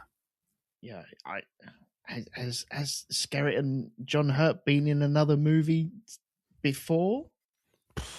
Couldn't mention it. No, Don't know. I'm just No wondering idea. if they've been in another movie at all. Mm-hmm. Oh, maybe. Well, I don't remember it. It was a long time ago. Couldn't possibly mention it. I saw this in the cinema. Mm-hmm. I think I bought it on VHS. Probably ended up with a DVD copy at some point. Reviewed it for Shonky Lab years ago. Mm-hmm. Absolutely years ago. Still loved it then. And I haven't seen it since. So it was a nice, I think like 2012, like 2013, last time I saw it. So Yeah. it's been a while. Hmm. And I still flipping love this. I understand why people don't. I understand the ending is divisive. Yep. And puts people's noses out of joint, and I accept that, and I think it's justified as well. But I think it's brilliant. Was it 2 and a bit hours? It's 144 minutes. Yeah. So 2 hours and 24 minutes. Yeah, it's a big old chunk of time. Yes. But I don't think it feels like that. I think it's got a good pace to it all the way through it.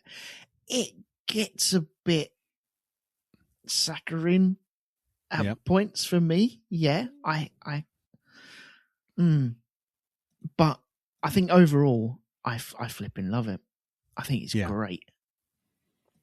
Cool. Excellent.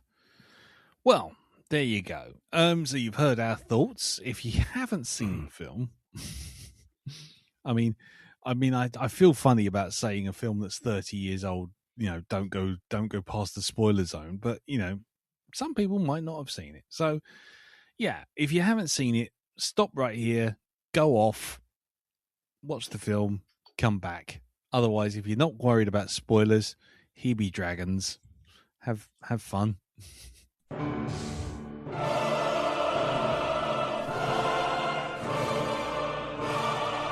Spoilers! Yes, indeed, spoilers. Spoilers indeed.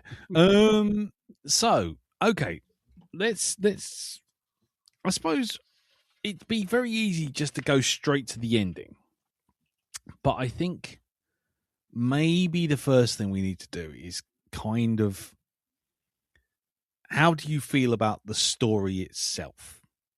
And what I mean by that is Ellie's journey, the discovery, the building of everything, the politicking, that side of things. Not forget the ending. I think the ending needs to be a separate discussion. Yeah, that's a separate episode in itself. Well, yeah, okay. I mean, I go along with that.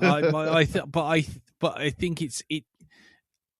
I think that owes a lot. I think Signs owes a lot to that, and I'll get to that. It's a direct line as far as I can tell. You just draw a straight line, but we'll get to that. But anyway, so how do we feel about the story overall?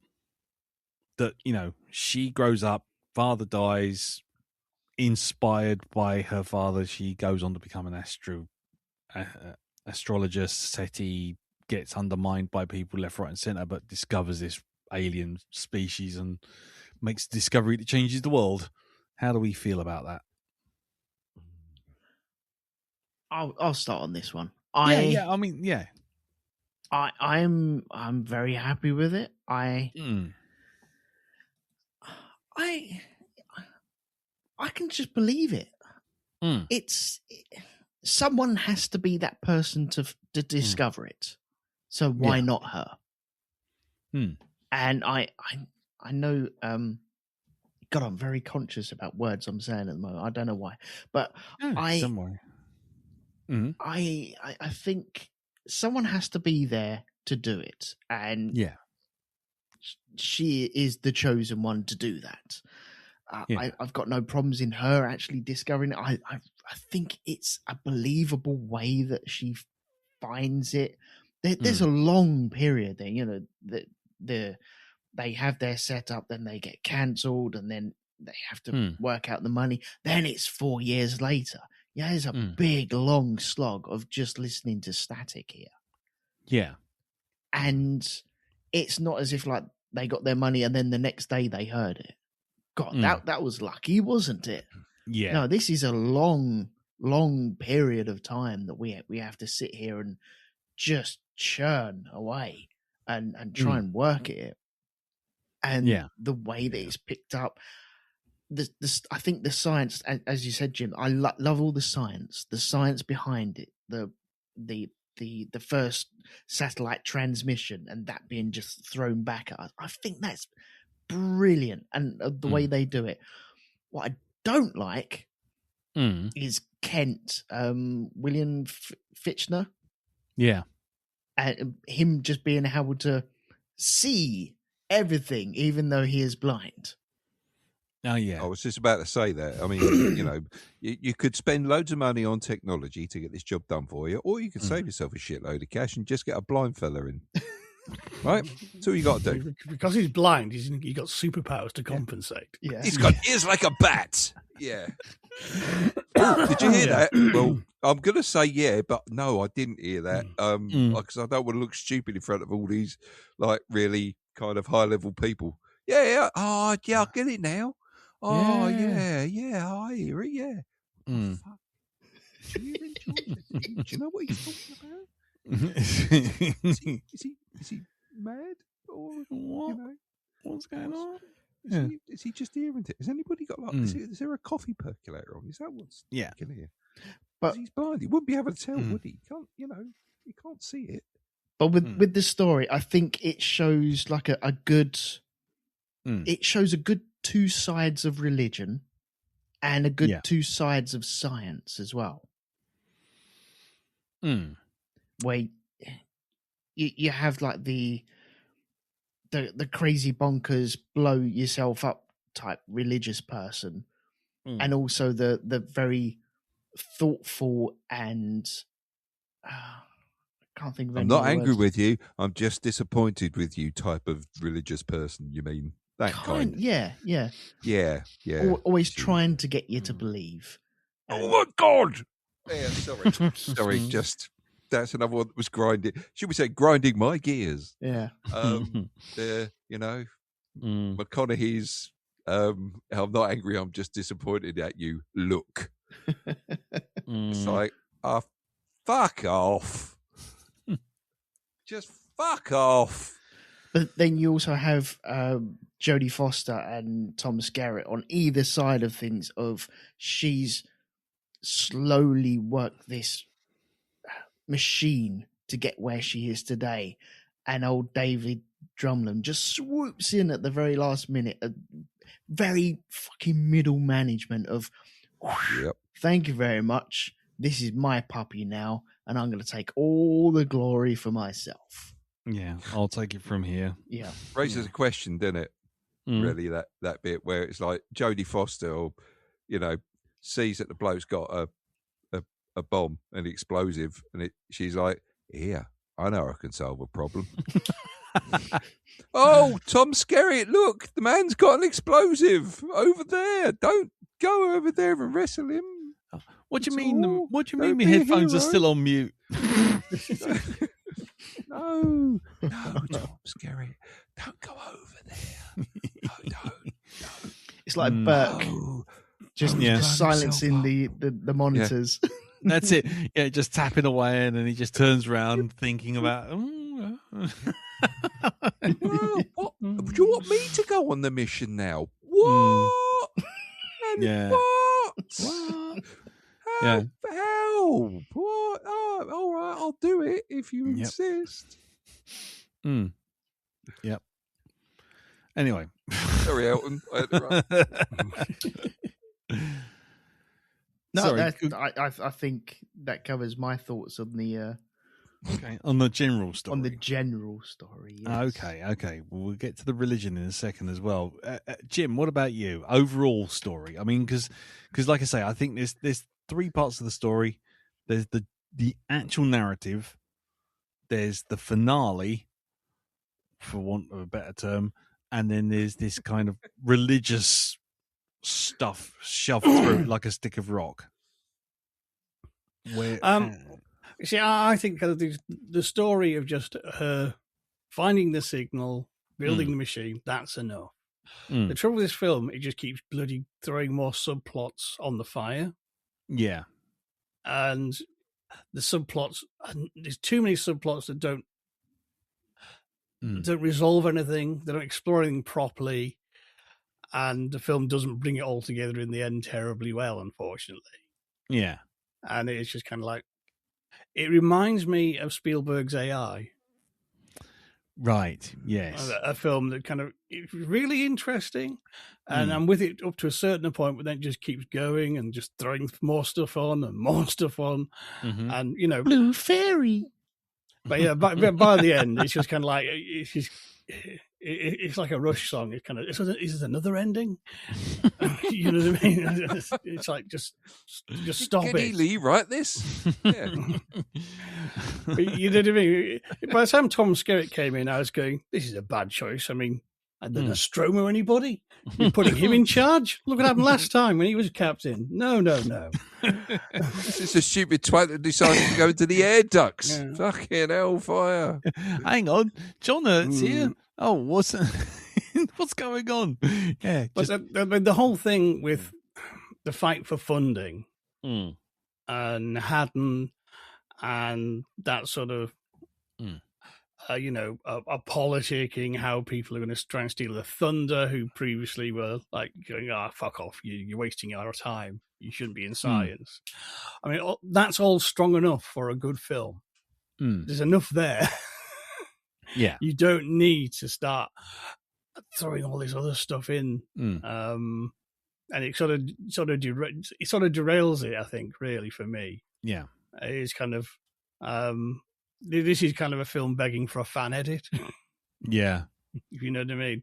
And some of the stuff that's in there, I think he's just kind of like, you fucking what? When we get deep into it, I do have questions, because I know kind of I have a feeling there's a big difference from the book and the movie, because the movie's made in the Clinton era, but if I remember rightly, the book was written in the Reagan era. Yes. Which means some of the things make sense for government to be doing on Reagan's watch, but doesn't make sense in a democratic government. Yeah. Okie dokie. What about you, Dal? Come on. Keep the ending away. Talk about the rest of it.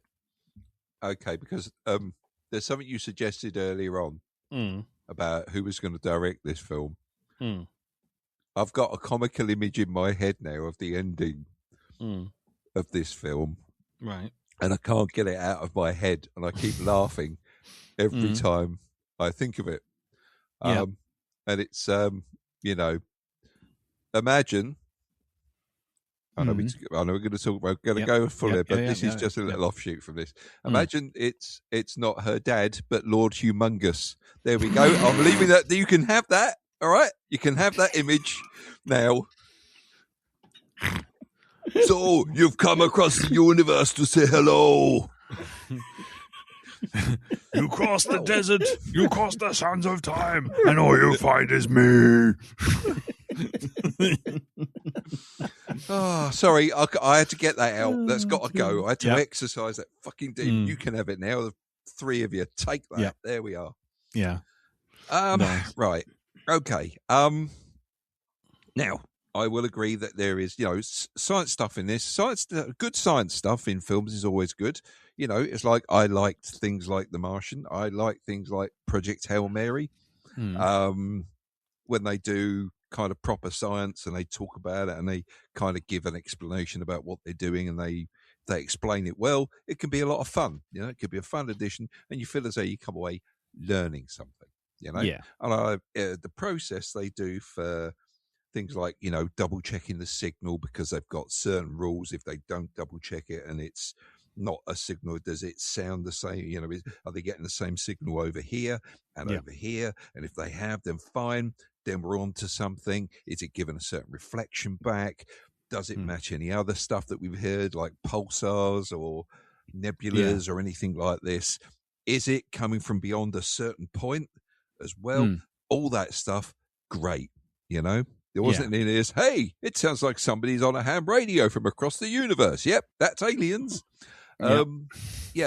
It's that whole tense part of them trying to fucking get a handle on it before somebody else does. Is this a thing? Are we right? Have we finally found what we're looking for? I liked all that. I really did. That whole thing, brilliant. When it's doing stuff like that in this, great. Now I can also appreciate sort of I can appreciate certain aspects of a religious angle on this. Yeah. I have to roll my eyes when people say, "Oh, society would fall apart because, God," and it's like, but would it? Are you serious? What? Because we found aliens? That casts into question the existence of God. Why is that? Can you explain it? Imagine I'm 5 and write it in fucking crayon. All right? Because no, I don't believe that at all. It just doesn't. I don't know. It's always put in there where I think when they run out of ideas. Yeah, I think, it's a tired. Again, one of the cliches in this film that has me rolling my eyes, and it, detracting from what I'm seeing on screen. Right. I don't think nowadays society would fall to pieces. I think it would split society, but I don't think it would fall to pieces. But you're talking about 97, though. There's the whole thing of, well, I'm sure, God created life in other places. If it was 1865, maybe. But, it's the 20th century. No, I say there was no religious groups protesting at men going to the moon or sending shit to Mars. Yeah, exactly. You know what I mean? It's in other religions, in Buddhism, in Shintoism, in Taoism, in Hinduism, and lots of sort of tribal religions. There's things about people who live among the stars. Yeah, you know what I mean, and for the big three, for Islam, Judaism, and Christianity, who basically share a good set of the same scriptures.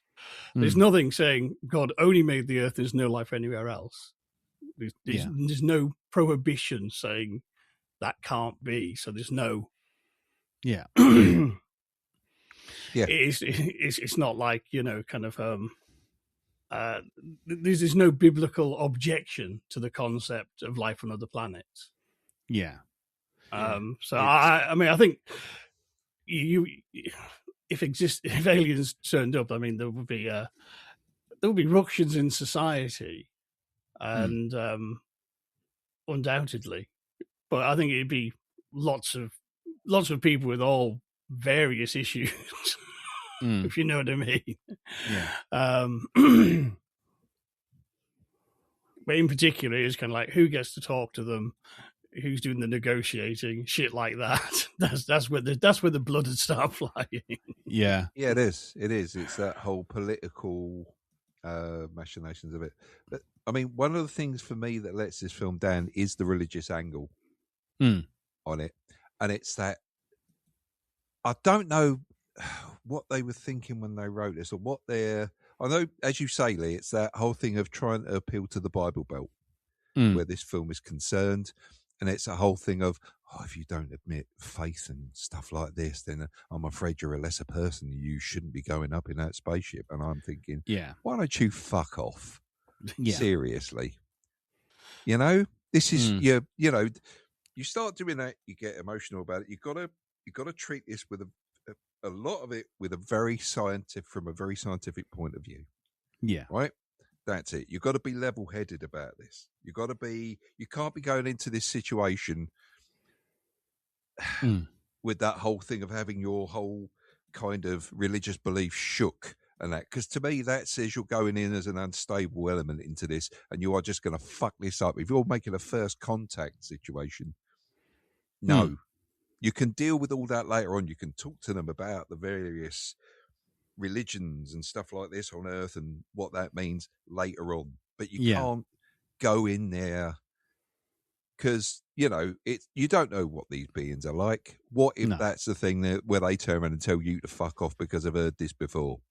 What if their society was almost destroyed by religion and that's not their angle and they view that kind of thing with suspicion?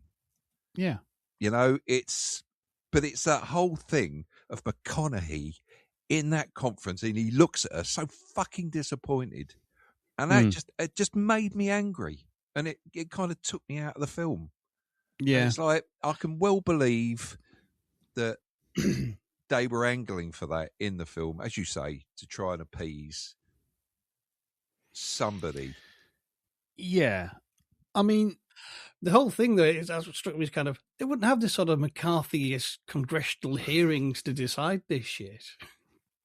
Well, no. You know what I mean? It seems a very weird, because it was very like the McCarthy witch trials. You know what I mean? It's kind of, this isn't how it would be decided. I mean, at the end of the day, you're going to drop someone into a giant machine. And, I think the paramount test is, is this person fit enough to survive? Yeah. Well, it's the whole thing. You know what I mean? It kind of, there'd be lots of other considerations before anything else. Yeah. Where that's concerned, that congressional, that thing, it's like not revealing that there's 18 hours of static recorded on a device. Why are you keeping that away from people? Well, why aren't we using that as evidence? Because I thought that's what court cases were about. You have evidence on either side. Well, that's that. Yeah, I mean, this is the problem. Go on, sorry, go carry on. What is the point of actually giving them all this money to do that if you're just going to bring it down? That's an expensive way to try and stop people believing that there's any life out there. What was the whole point of this thing in the first place? I mean, go on, sorry. That whole thing with James Woods, it fits in with exactly what you said, Lee, about when the book was written. Because that was Jim. James Woods. Oh, Jim, sorry. When that James Wood character is from the Reagan era, right? That's it. It's not. It wouldn't be. I don't think that sort of character would have been.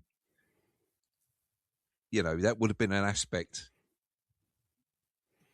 with the Clinton era. Maybe I'm wrong, but it just seems like it doesn't feel like today, does it? No, it just seems like, again, it seems like another little bit of cliche. politics there. Yeah. It just seems like another cliche with James Woods' face on it. You know, it's like, oh, there we go. There's another tick off the box there. There we go. This is the dumbing down of this film again. Let's just do that. There's no shades of grey at all. There's just this. Well, they had to explain prime numbers to him as well. Once again, it's the putting the pencil through the piece of paper, explaining a wormhole. Yes, I mean this is the problem. I mean, for me, right? Okay, getting away from the end. I'm not going to mention the end. No, that's fine. So, in the book. And I'll only mention the book once because it could be easy to just sit there and pick it apart based on the book. I'm interested to see where this goes, where the differences are in the book. I know one part I'm desperate to know about. Right. Well, if you're worried about the ending, no, the ending kind of works in the way it does. So, but we'll get to that. All right. In the book, her dad does die, and that does become part of the issue. However, her mum is still alive, right? Oh, interesting. right. So that, and her stepfather, who comes in, totally disapproves of everything she's doing. So you know how the Drummond character, the Drummond character is like, you're wasting your life, you're doing all these things. That's her stepfather talking in the book. Right, okay. Is there a Drummond in the book? Drummond is in the book. Right. The other thing is, in the pod itself, the designs actually have designs for 5 people to go in it. Right? So there's actually 5 people in that pod. That would make more sense, yes, yeah. Right? Yeah. So there's things like that, and there's loads of little bits I could nitpick, and I'm not going to go through it because it would make a very tedious box checking list and not a review. But essentially, the idea is that what Sagan does in his book is thinking to the corners of the problem in a scientific matter. You wouldn't send one person. You send 5. Yeah. You know. Ellie would probably face problems from rival scientists with their own funding needs, which is what Drummond is essentially. He's a guy who is an opportunist and he's looking for the best way of promoting himself. But the words that come out of his mouth in the film are the words that come out of his out of her disapproving stepfather in the book. Mm-hmm. The idea of prime numbers is a really easy idea to get across in film. However, the real language is pi in the book, sorry. And pi is only known up to so many digits. So when she's by the end able to calculate pi to fucking infinite number of digits, obviously something has happened when she was in that pod to allow her to do this. And so there's little things like that allow, that kind of add the extra science flavor in, but they're either too complicated to get involved, or there's too many characters for the story to be wieldy in 2 hours. So is the book as US centric? No, because another thing which I will bring up is the fact that when the plans for the machine come down, the Russians and the Americans start building one each. Yeah. And the Russians one basically doesn't work or blows up basically, and the one in America gets fucked over by an extremist. Not necessarily someone that she sees outside, but just an extremist blows it up. Mm-hmm. And so therefore it's the Chinese one, because it turns out that they've been building one as well in secret, because they were trying to get the drop on everything, that gets used. But because there's like an international coalition of people going through the pod, there's this kind of, oh, you weren't going to tell us, oh, but we know you were building one kind of thing. So, there's that. And essentially, the religious side of things is in there, is in the book. And Palmer Joss, played by Matthew McConaughey in the film, is in the book. But so is Billy Ray or Billy Joel, someone. I can't remember his surname, but it's the guy played by Jake Busey in the credits. There's like two religious factions. So there's one who comes out and he's all fire and brimstone, and that's the sort of Jake Busey character. And then there's Palmer Joss, who tries to put a more humanist point of view of religion, like, you're going out there, but you're going out there on faith kind of thing. But his involvement is fucking way less than this one, like way off the bat. And he does get involved with Ellie, and he does give her a little token, which is the in the film is the fucking compass. But it's more about, it's a more humanist idea. Religion is there, and but none of this stuff like in the film where it's like, Congress going 95% of the planet is religious. It's like, is it though? Again, all that didn't sit well with me. Again, that makes sense maybe for the Reagan administration. Well, for maybe their point of view, but not necessarily the truth. It was always kind of, it just seemed a weird, a weird take, and it was kind of like, it didn't sit well with the Clinton government as I remember it. I'm not saying they were whiter than driven snow, but they wouldn't have that focus. There wouldn't be a religious advisor, kind of like Matthew McConaughey in the Clinton White House, and all that just didn't. As I said, I thought, hang on, this book was written in the 80s. Yeah, that would more track, for that particular era than this one. There's a mismatch there. Yeah, and so that's where for me the film goes off kilter. The focus on. Because the real balance in the film, the real balance in the book is really the scientific community going, what are we building? Why are we building it? What would we find if we went that way? Can we prove anything? The weight of proof. And I always come up with this one. The fucking the Terry Pratchett said, science is not about building a body of known facts. It's a method for asking really awkward questions and subjecting them to a reality check and avoiding the human tendency to believe whatever makes us feel good. And that's essentially what's in Contact. You've got this religious people chiming in from the fringes, but essentially you've got two bodies of science. You've got those who believe this is a good thing, we're going out there, and there's those who go, we can't prove anything. We don't know what's out there. We will explore it in an empirical and, step by step. And there's the others going, no, fuck it, turn the machine on, woohoo!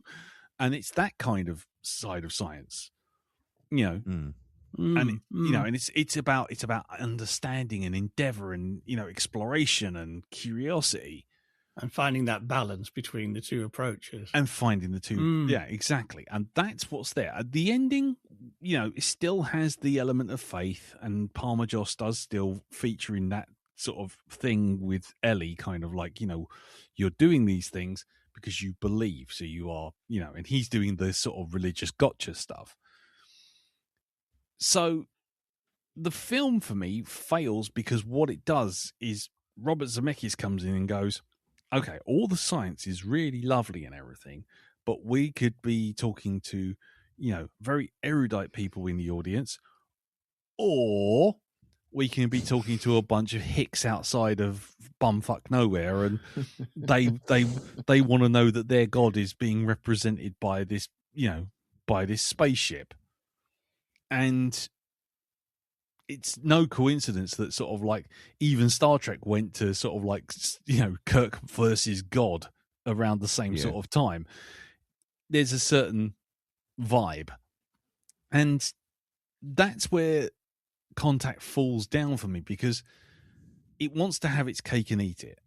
It wants you to go, science is right, science is right, science is right. However, the religious people are right too, because by the end, she's got to take everything on faith. It's like, no. And the worst bit is that in the book, and I know I said I wasn't going to keep citing the book, but in the book, not only does she work out, thanks to the aliens that she's met, work out pi to some infinite number of decimal points, but she also manages to bring back, they find in the pod, once she comes back out, traces of sand in the base of the pod. Right. So, and the American government do exactly that. They go, we ain't telling nobody because we think that might be a bit of an advantage. So the government side of things are being nefarious dicks. Yeah. Being able to prove it, that's in there in a slightly different form. The problem is that instead of doing that, the film goes, ooh, it might still mean that God exists, because look, Ellie's gone from science to faith. Woo, gotcha. And it's like, did she though? No, she didn't. You know, I reckon she felt forced into doing that, and she just did it to shut him the fuck up. I think that's what, because So the problem I have with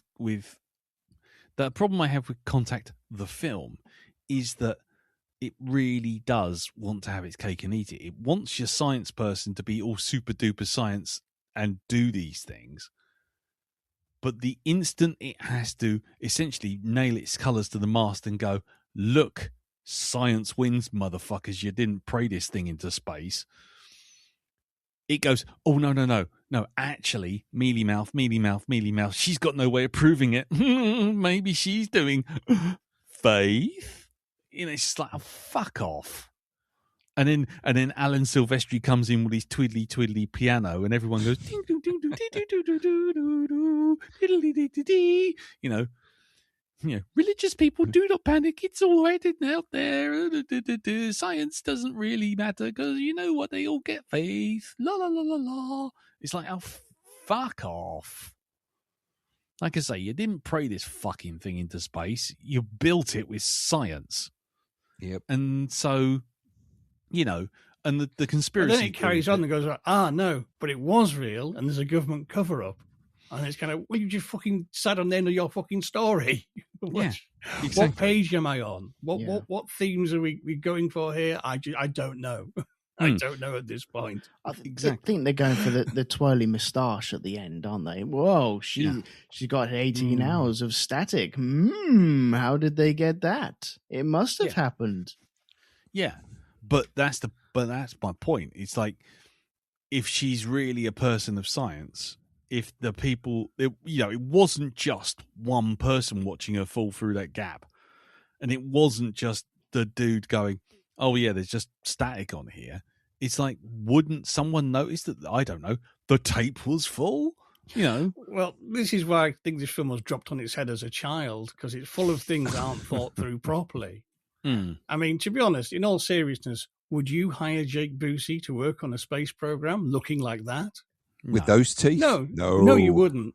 Especially not someone who's been on news footage as a hellfire preacher in the world's shittest cosplayer Woodstock and Burning Man.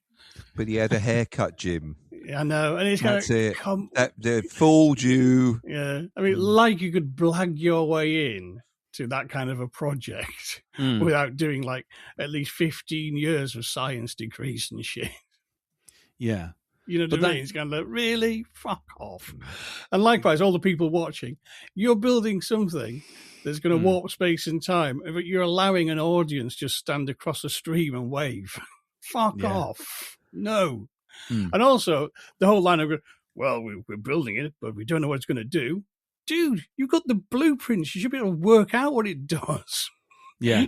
Don't be like, well, we're just going to turn it on and see what happens. And it's like, fuck off. What nonsense is this? Yeah. I mean, as much as I hate to say it, I mean, watching Oppenheimer, was kind of one of those moments where you kind of realize how stupid scientists can be when they weren't entirely sure that they wouldn't set the entire atmosphere on fire just by firing off the atomic bomb. I'll do it anyway. Go on. Yeah, give it a go. But that's the kind of area of science that Contact the book actually inhabits. There's the people who want to turn it on and don't know if it's going to blow up the world, and there's the others who want to turn it on and go, fucking yes, we're off to space. There's someone with a lever saying on and one finger in an ear. Yes, exactly. Squinted. Or, just like reaching, like stretching their arm out really far and just looking at it from the side of their eye going, all right, I'm just about to pull the switch. Yeah. Yeah. Or it hasn't blown up. Or like me trying to change a light bulb in the pond when my dad didn't wire it up properly and then turn the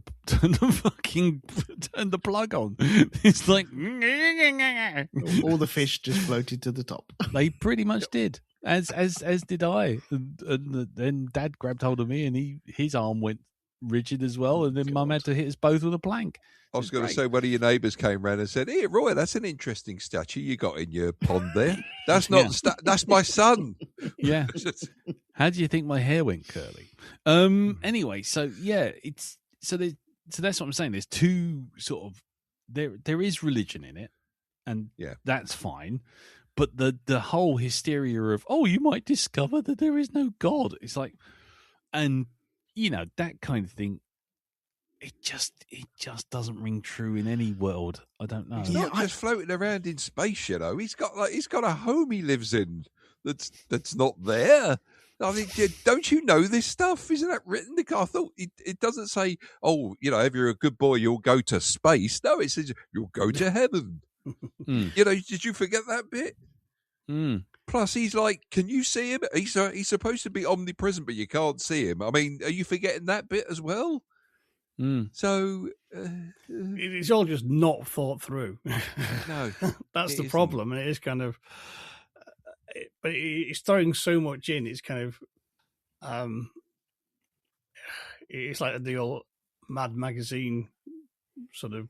They did a gag about when they did a parody of Temple of Doom, and an audience member turns to Lucas and Spielberg saying, "Why won't this film just stop for a moment?" And they said, "Well, if we stop and actually have dialogue, the audience will realize we've only got 20 minutes of plot."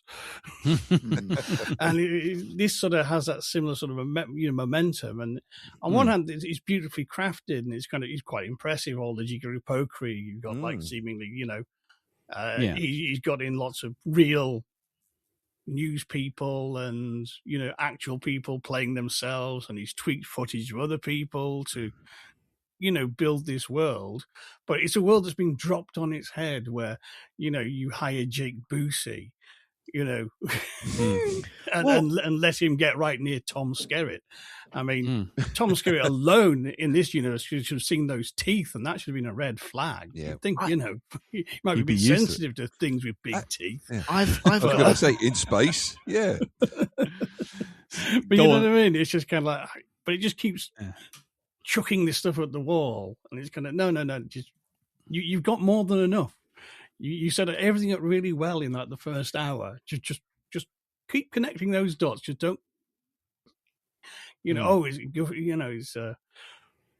a religious angle. There's evil science. There's questions of ethics of funding. There's questions of what's the point of science. There's government conspiracies, government aliens as well. And it's kind of, well, do you want to throw in Godzilla? Well, fuck it, why not? Go on, Elton. You were sorry. Go on, Jim. No, go on. No, go on. Elton. I was just thinking. I think this film may suffer from, and I don't know if it's in the book or not. It might well be, but because of the Busey angle of it, why is there always a whack job? Why do the religious people always have to be portrayed as whack jobs? I think it suffers from Waco, where you had, and that was like 93. when that sort of thing happens. So it's still in the memory of people making these movies. It's only a couple of years ago. But yeah, I mean, in fairness, just I know I'm starting to sound like a stuck record with the book, but there is a wacko in the book who blows up the American one in Wyoming. It does happen. Yeah, I think it does happen, but then you've also got real life elements of the Waco siege, and yes, that bleeding into this form of media. Yes, but that's always been the way. I mean, there's touches of 9/11 in all the disaster movies that followed. You can't get away from those kind of things. But the wacko is just seen as an extremist whose religious views are the nutty. If they go into space, they're going to bring aliens or disprove God or something, and therefore suicide bomb the whole thing. The problem is that what they've tried to do is they conflated so much of the book into several small amounts of characters. Mm-hmm. So, like I say, like the Tom Skerritt character is basically part rival scientist who does exist in the book, but also is part disapproving stepdad also in the book. And that sort of thing. And there's lots of that kind of conflation. So the Jake Busey character is called Billy. I can never remember the bloody name, but it's something like Billy Joel or Billy Ray something. And he's in the same meeting at the White House with the Palmer Joss Matthew McConaughey character who are doing that thing like in Ghostbusters. When you got the Ghostbusters going to the mayor's office, and there's the religious people, and it's like, how you doing, Mike? Yeah, I'm doing fine. What's the church's position on this kind of thing? So they're there, and then there's an extremist who's a completely different person, but they haven't got the time to introduce two people. So what they do is they just go, oh, he's the same person. Bang, done. I understand that. But sorry, I was going to just say one last thing. I was just going to say was the film's leaning on religion thing is really, really a lot more heavy-handed on the film, purely because I think it was simpler to go religion versus science as opposed to science versus religion versus religion. And that would have needed to be like, I don't know, a mini series of like 12 bloody episodes or something stupid. Yeah. Anyway, sorry. Yeah. So sorry, Dal, what you were going to say? Yeah. On the subject of why does it always have to be a religious whack job?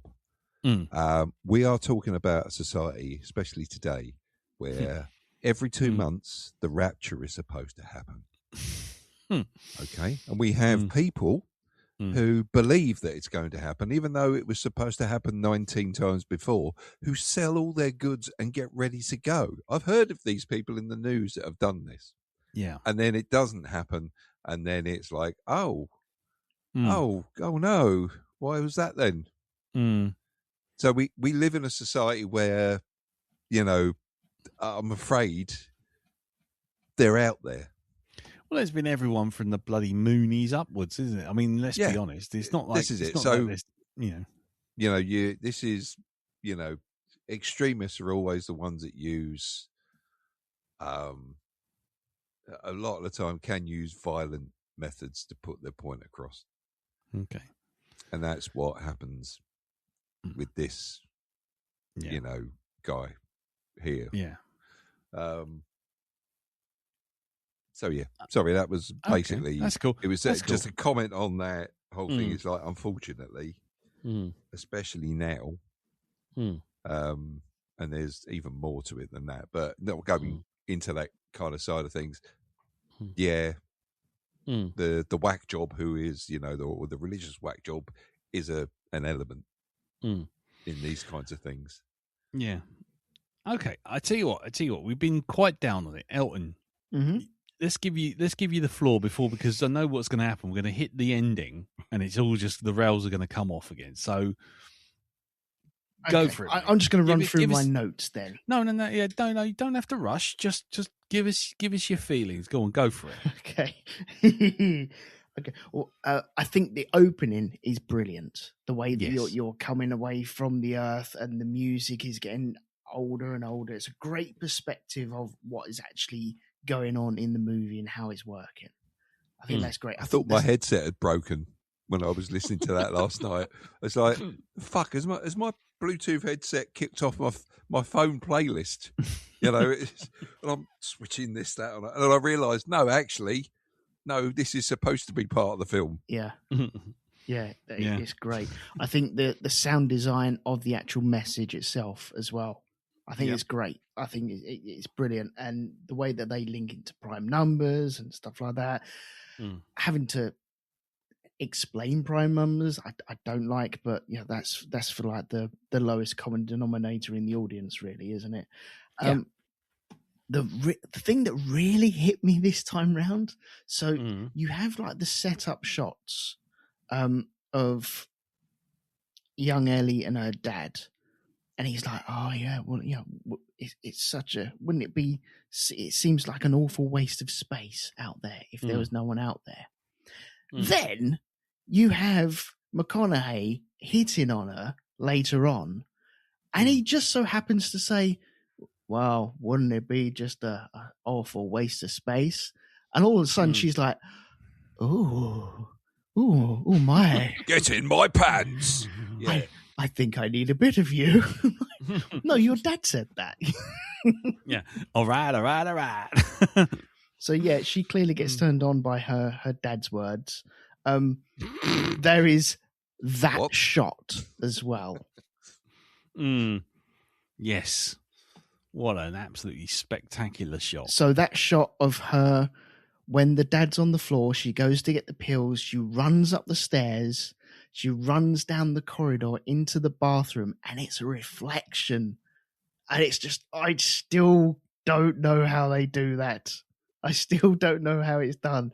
And I kind of want to know how it's done, but I kind of don't want to know how it's done. I know how it's done. Do you want to know how it's done? You can do it. You're more than welcome to do it, yeah. You sure? Yeah, go for it. Because I think it's fabulous, isn't it?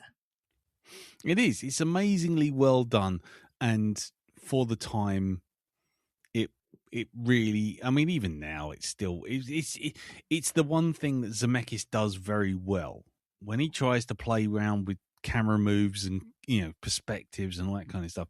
Very, very good. Essentially, they film her going up the stairs. The camera goes all the way back, Mm-hmm. and then what they do is they put a small dirt filter, that sort of a digital dirt filter, sort of you see it fade in.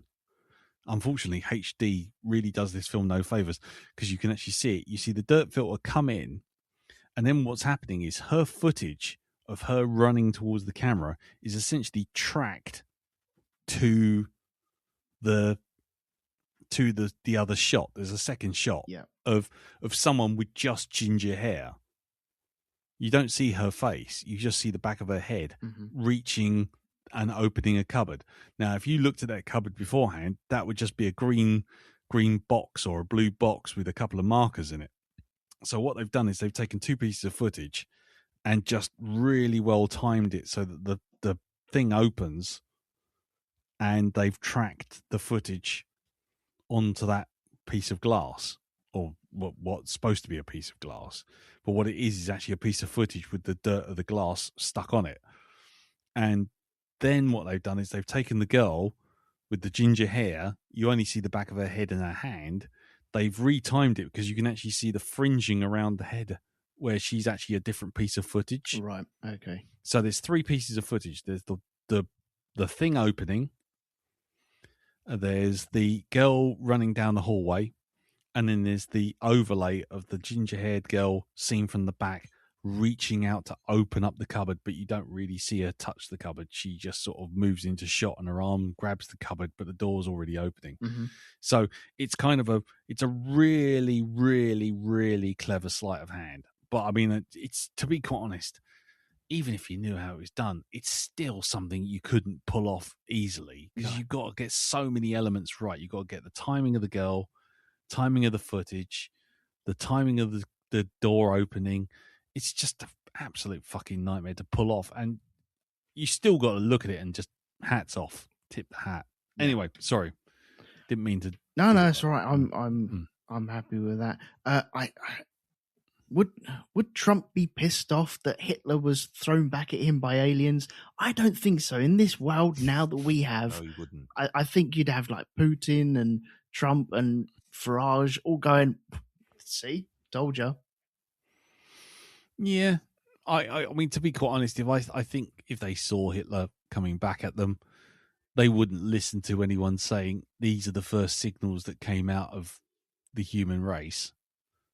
No. First video signals. They'd basically just go, see, this is the reason why we don't speak to aliens, and then they just turn the fucking signal off and make it illegal to listen to the signal or something, and then secretly keep working on it. Oh yeah, absolutely, yeah. I think that the political aspect of this as well, when you see where we are nowadays and what we've been through to get to where we are from, like the Clinton era, and having Clinton in the movie, I know that they used different footage in the cabinet because that was clearly a side shot. When he sat on around that table, that's a side shot from a totally different angle. To them all look at him going, "Oh yes, sir. Oh yes." Yeah. Tom Skerritt's in pin-sharp crikey vision, and Clinton's got amazing amount of grain on his face, and he's closer to the camera. He's got like a ready brick glow around him, hasn't he? Exactly. It's like put more grain on him. Put more grain on him. Make it look blurred. Make it look like he's too close to the camera. Yeah. It's like fucking hell. But it was. I think that transition was still really cool, especially when he left the stage and walked out the door. The lining up of the shots is just he does it so well. What else did I have? I think that was it. I just flipping love this. Yeah, I don't hate it as much as I used to. I have to say, I find there's lots to like about it, and there's lots to admire about it. And seeing where we've been with science fiction cinema since. Yeah, there's a lot that owes a debt, small or large, to Contact. Yeah. Which brings us to the ending. Because here we go. So, Darren, you've been very patient. Yeah. Let's go. What do you think? What's your problem with the ending, or what is the issue here? My problem with the ending is the totally unoriginal. Oh, we wanted to make it, not so startling for you, so we're going to show up as your dad. Fuck off. Fuck off, you fucking unoriginal fucking wankers. Just no. I was so, when they did that kind of killed something in the film for me. Because it's like, I mean, personally, what I would have preferred they did, if you're going to go down that route, then I'll tell you what, I'll make a suggestion to you, right? What you do is you show the ball, the actual craft, dropping straight through and landing in the net. And then you go, oh, sorry about that, it didn't work. And she goes, what do you mean? I've been gone for 36 hours. And then you have the court case, and it's like left in the minds of the audience, well, did she go? And then you get the comment about the static. I would have preferred them to do that. If you can't think of something that's going to work, because there's a big build-up for this, right? And it's like, this is something written by Carl Sagan, who had a fair idea about this kind of stuff, right? He had some... his theories were based in a lot of fact, and it's the whole thing of how alien, it's like, these are, you're not going to do a Star Trek alien for this. You're not going to give someone with a Cornish pasty on their fucking head, right? No. You've got to make them look alien. And if you're not confident that your view is going to be like that you're going to be able to pull that off, then don't do it, right? Just find a way of moving past that so that it's left in the mind of the viewer as to what these things look like. But don't do the whole thing about, oh, we're going to make him look like your dad so it's easier for you to comprehend. This is a scientist, right? This isn't a person who's not had, whose mind's not been conditioned to look at a scientific aspect of this. To me, it just seems like it's a cop-out. It's also a bit insulting to the character. Okay. It's cool. like, why not just have it show up as an androgynous human type being in that case? I've just seen this thing so many times in so many different things, and even back then, it was like, oh, I'd seen it before. It's been done. Even then, it was an old trick. Okay, can I ask you? Constraint. That's what I think personally. But just either do something, just make an effort, or just don't show them at all. Right. But don't go down this route. Well, I mean, let's just, not that I'm trying to do a gotcha. Don't get me wrong, but I will ask you a question. When was the first time you'd seen that trope? Oh, I can't remember. The reason I ask is because it is in the book. And this is the thing. And it was written, the book was written in 1985. So, and the only time we've ever seen anything like that before in my mind was 2001. When Dave Bowman goes through the Stargate and is looking essentially at himself, like an ancient version of himself, and then he sees the Star baby. And then, and there's the idea of an alien intelligence desperately trying to work out how the best way of communicating with you is. And it can either appear as some horrific, mind-bending, abhorrent thing that will break your mind, regardless of how clever or scientific you're being, or it can try and communicate on a level that you'd understand. I mean, I understand what you're saying about it being a trope, but I'm wondering whether or not... It's a very old trope, though. It goes back to Ray Bradbury, at least. Yeah. Well, yeah, like Martian Chronicles. Mars' Heaven. That's 1948. There's also another story called The Fire Balloons, about how a Martian is encountered by different people and he appears as different things molded by their perceptions, which is Bradbury deconstructing that trope in the 50s, so he'd been knocking around quite a while. Yeah, that's from that. They also use that in the Martian Chronicles because there's the one where he's in the town and it gets so confused by all the just trying to control everybody's perception that it suddenly breaks down and everybody sees it for what it is. Yeah. So, yeah. But what I'm trying to say is, it may well be a trope, sure, but are we not in a situation here in a sort of like Star Wars, anyone who's copying Star Wars is unoriginal bastards, especially that, was it Frank Herbert? It's like, I don't think you got it around the right way. So, okay. But again, Jim's just said this has been going on since, well before that book was written. So Yeah. it's not. It's not like this is like John Carter of Mars, where everybody went, "Oh, we saw Star Wars copy.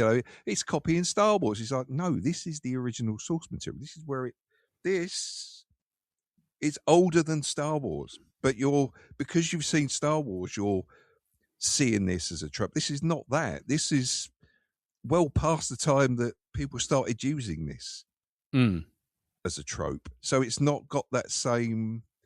You can't use the same argument with it. It's. But I think you can, because although Jim has. Can I actually interject? Because I think sure. What struck me about this, because this is an old trope. Yes. Well, the thing is, in the context of an intelligent science fiction film, supposedly. Yeah. And speaking of someone who's recently lost a parent. Yeah. If a fucking alien turns up impersonating my mother, I'm chin decking that cunt. Yes. It is not a smart move. It is not sensitive. It shows a lack of understanding, a lack of sensitivity. It feels duplicitous. Yes. I don't think an advanced alien race would go down that route for those reasons, unless they're on the wonk, like they are in Mars in Heaven. You've just reminded me of that Greg Davis thing, where they're sitting there watching E.T. and his mate goes, "If I saw that in my shed, I'd stove its head in with a shovel." It's like, when you said it like that, Jim, I just thought of that. Yeah. I would. But the bigger issue is it's all this kind of, why this? Oh, just baby steps. Now go home and no bastard's going to believe you. I'm thinking, hang on, I know who this cunt is. He's a teaser. Hitchhiker's Guide to the Galaxy. Oh, yeah. What's a teaser? Oh, well, they're bored rich kids. So they drop down on some remote part of the planet in front of some poor bastard they'll never believe and strut around making beep, beep noises. Yeah. It's kind of, this is what you're doing, isn't it? This is how it comes across. Yeah.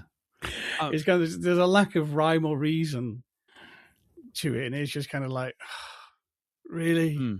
Space platitudes? No. No. I know you've sort of painted yourself into a corner in this movie because it is kind of, what are the aliens going to be like? Oh, it's going to be like his dad.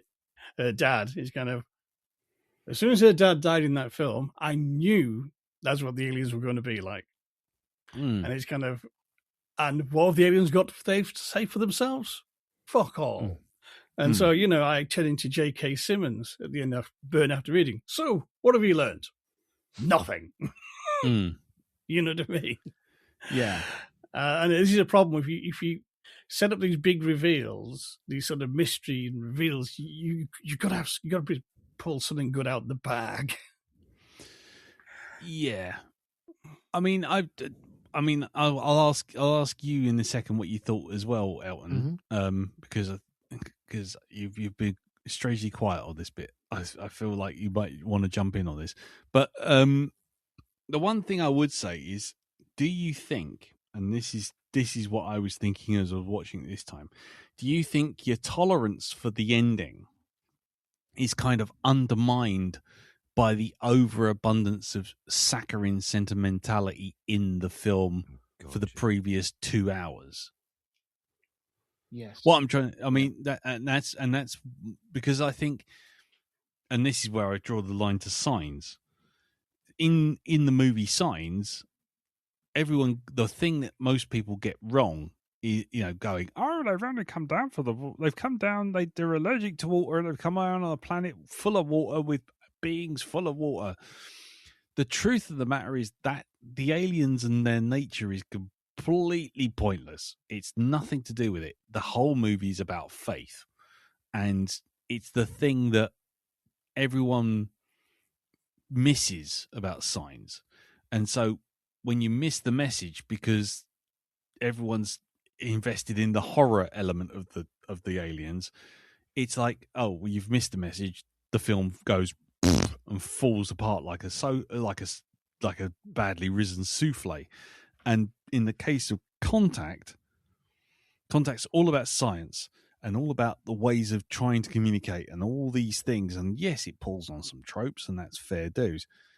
But if you hadn't had Alan Silvestri noodling up and down the piano every time you looked at fucking Ellie in a funny way, or everyone's kind of, do you know what I mean?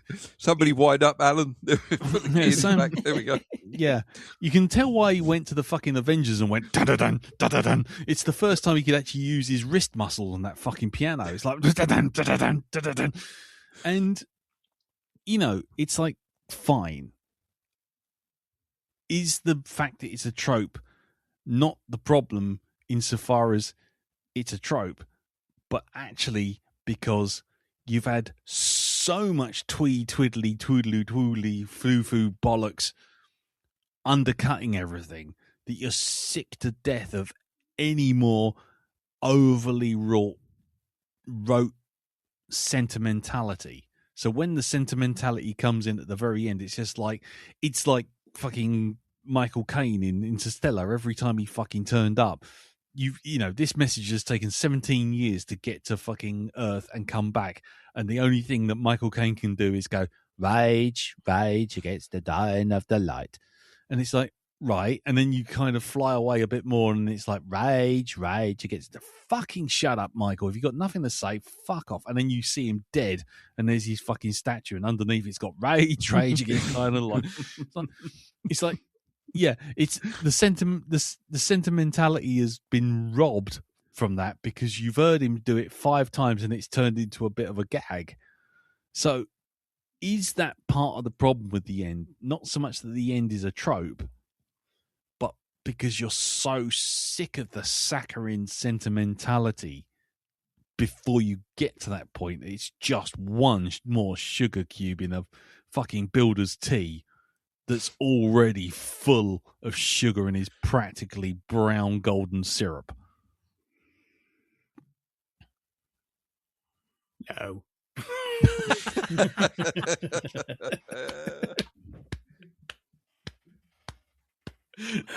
He pondered it for a second.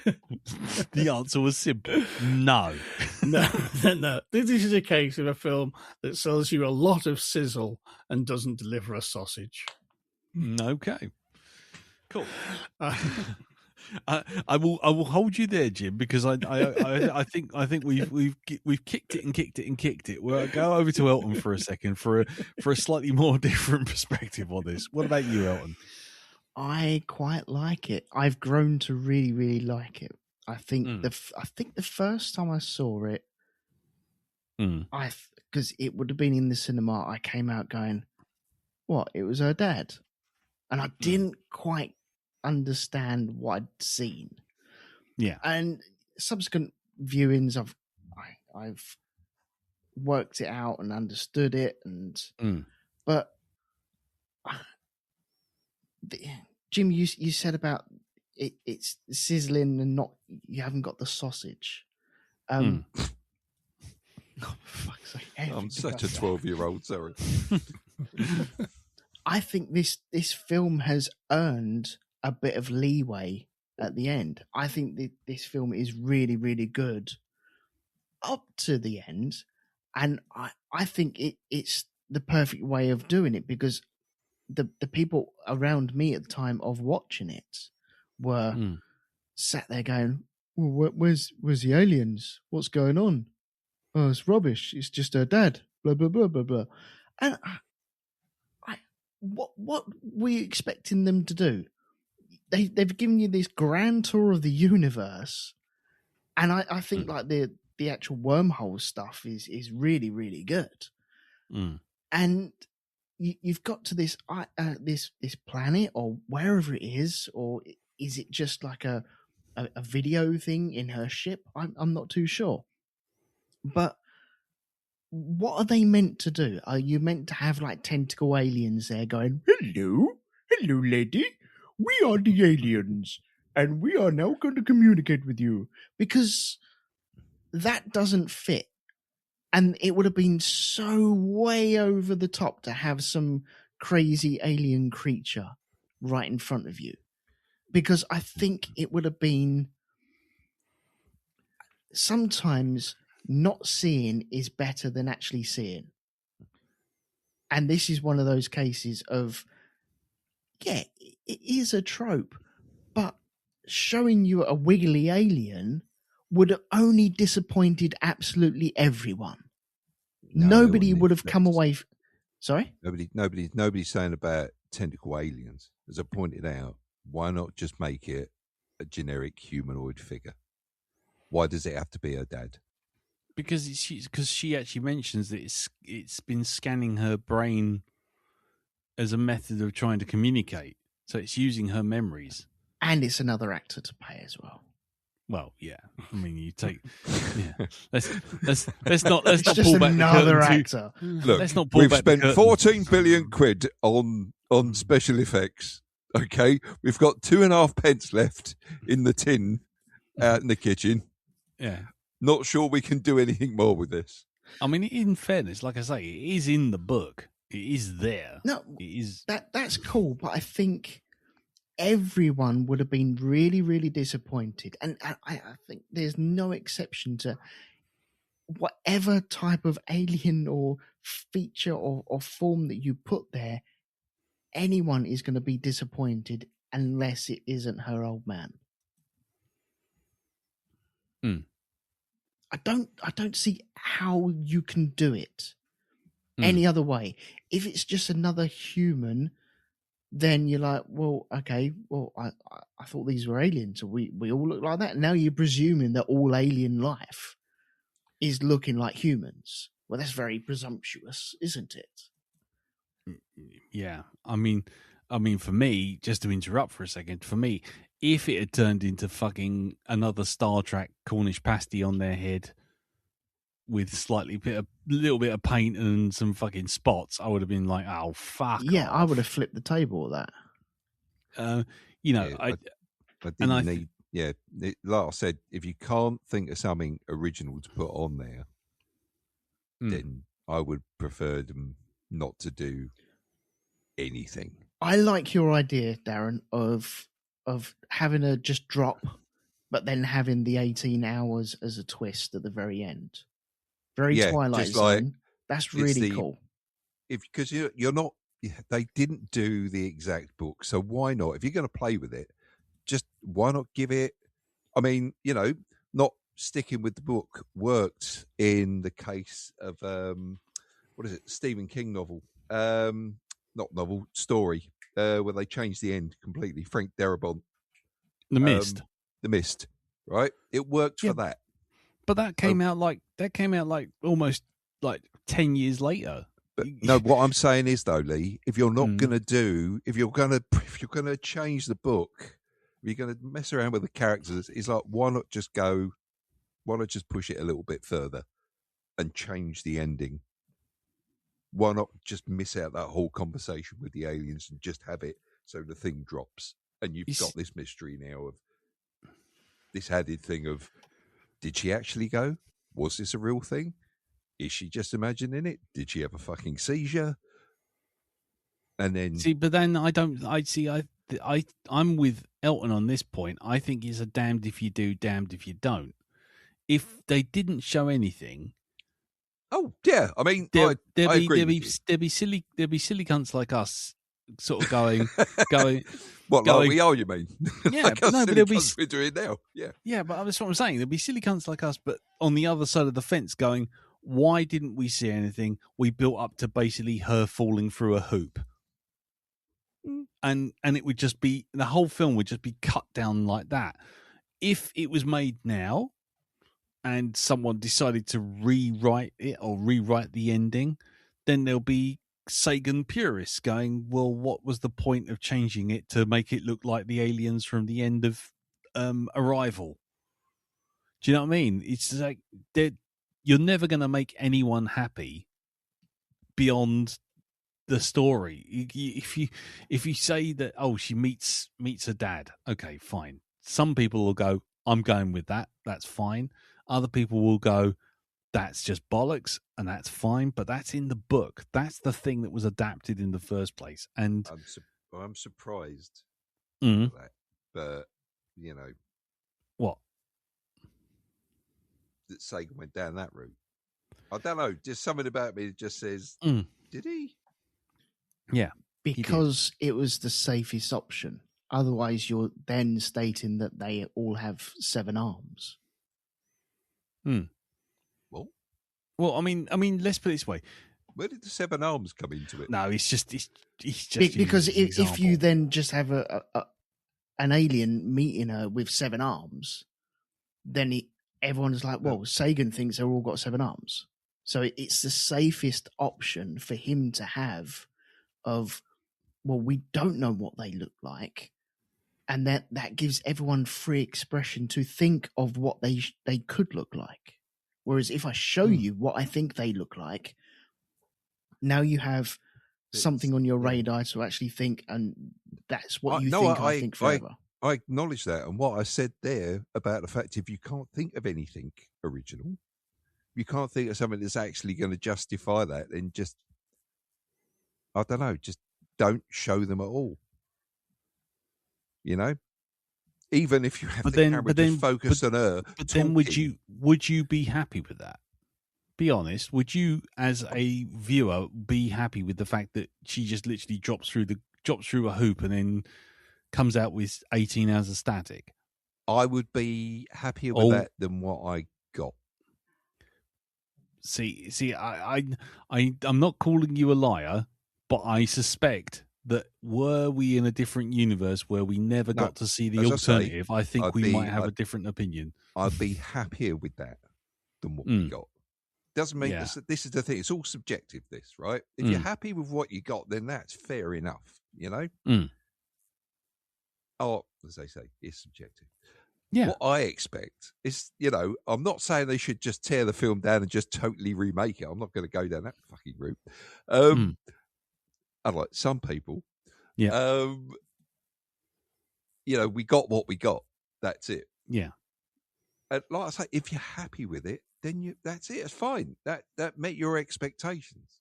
It didn't meet mine. And so for me, it didn't work. No, that's cool. That bit. So like I say, I'm not expecting tentacled aliens to show up. As I say, if you want to do the humanoid thing, just show this turning up as a generic humanoid to talk to her, to say, look, we're coming in this form so that it's a little bit more acceptable to you. We're not going to show up as your dead dad, who I think may actually cause you trauma if he does show up here walking across a fucking beach. Because we're that intelligent, we realise that maybe scanning your brain and realising how human beings work, if they see a dead relative suddenly walking across the fucking beach at them, might cause them a little bit of a problem. So I'll tell you what, we're just going to turn up as this. Right. We're going to have a chat with you on the beach. We're going to talk to you about, you know, give you the opening cell about why we're doing this. And like, this is the first bit. We'll do some more later on and we'll slowly build up. I mean, I did like that. Yeah. Where it was like, you know, this is not going to be the last time we'll see you, but let's ease you in to this. And they did make that point in the speech. And I did like that. It's like, that's great. Yeah. You know, she hasn't learnt the secrets of the universe all in one journey. Yeah. That was a good aspect of it. The fact that they were, let's build up to this over time. And when we get there finally, you know, when everybody's happy with everything, then we let you into the community. Yeah, when you're able to handle it. I mean, because, I mean, let's be honest. I mean, Jim, you've read how many million stories by certain eldritch writers who sort of talk about the creatures that you can't even look at without going absolutely batshit insane. You know, you've got to be eased into these things, surely. Well, this is it. I'm going dry. You can have it appear as a human, as a familiar face, but it doesn't. The fact that it's a dad just seems like tin-eared and stupid to me. Kind of, it just kind of, that is a very bad choice. That's a bad miss. I mean, kind of, but it's also for me. It's also the blandness of what he has to say is part of the problem, because basically this is kind of cosplaying the end of 2001. Time tunnel, cryptic aliens, fuck off home. What have we learned? Nothing. But in this, it's worse because it's not as cryptic as Kubrick. I mean, Kubrick came up with the idea of showing aliens or alien life as a kaleidoscope of weird visuals and surreal sort of flashes. That works. I mean, it's not, because it's inscrutable. This is too scrutable. And I love the idea that kind of, well, why'd you build this? Well, we didn't. Yeah. An older race did, and we've just been using it. And, we follow in their footsteps. I mean, I think that's great. But there's just not enough meat on those bones for that final message. It's just too woolly, too vague. And the fact that the poor cow gets shipped off home and then no one believes her and they let that stand. It's kind of, Jesus Christ. I've got a question about that. Something that's really kind of, I don't know. There's something that's niggling me a bit about this. Why? And I've opened the question to everybody here. Why do you think she recorded static? Why do you think that they? Well, in Contact 2, which they didn't make, Ellie finds that recording and decodes it and finds it's a 4-dimensional party invitation to the galactic equivalent of the office Christmas drinks. But she uses her blind. It's not a gender reveal party, then, no? All right, okay. Yeah.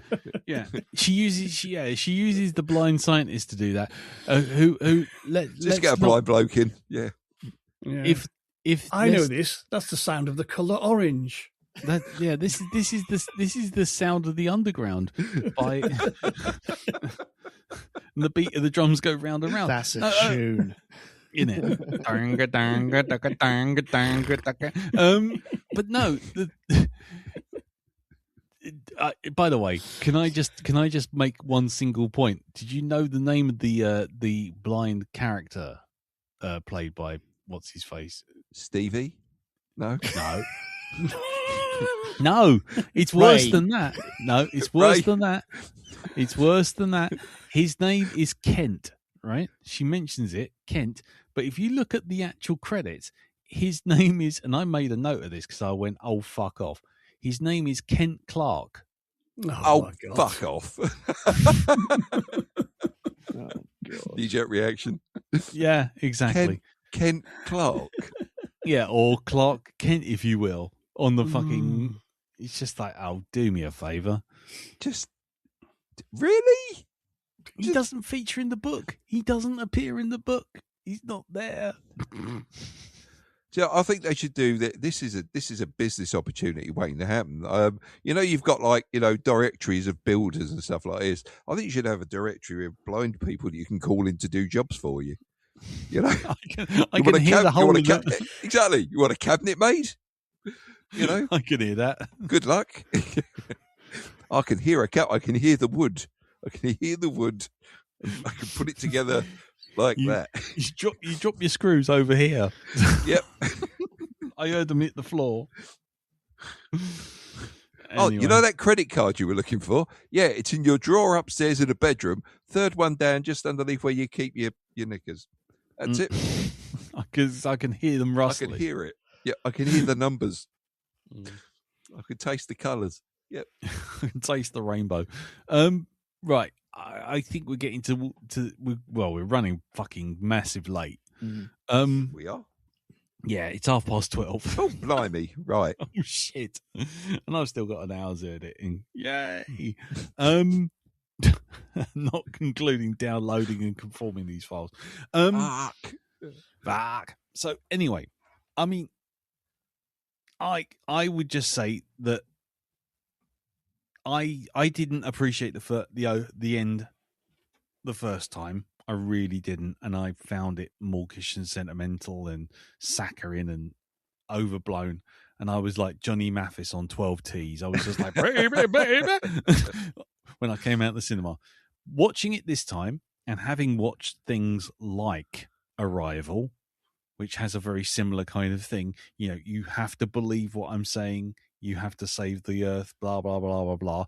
Watching things like Interstellar, watching things like Signs, where the alien invasion was entirely inconsequential to the fact that it was all about faith and Mel Gibson getting his faith back, but nobody ever notices that bit. It's, to me, I tolerate those kind of endings now, those kind of vagary things a lot more.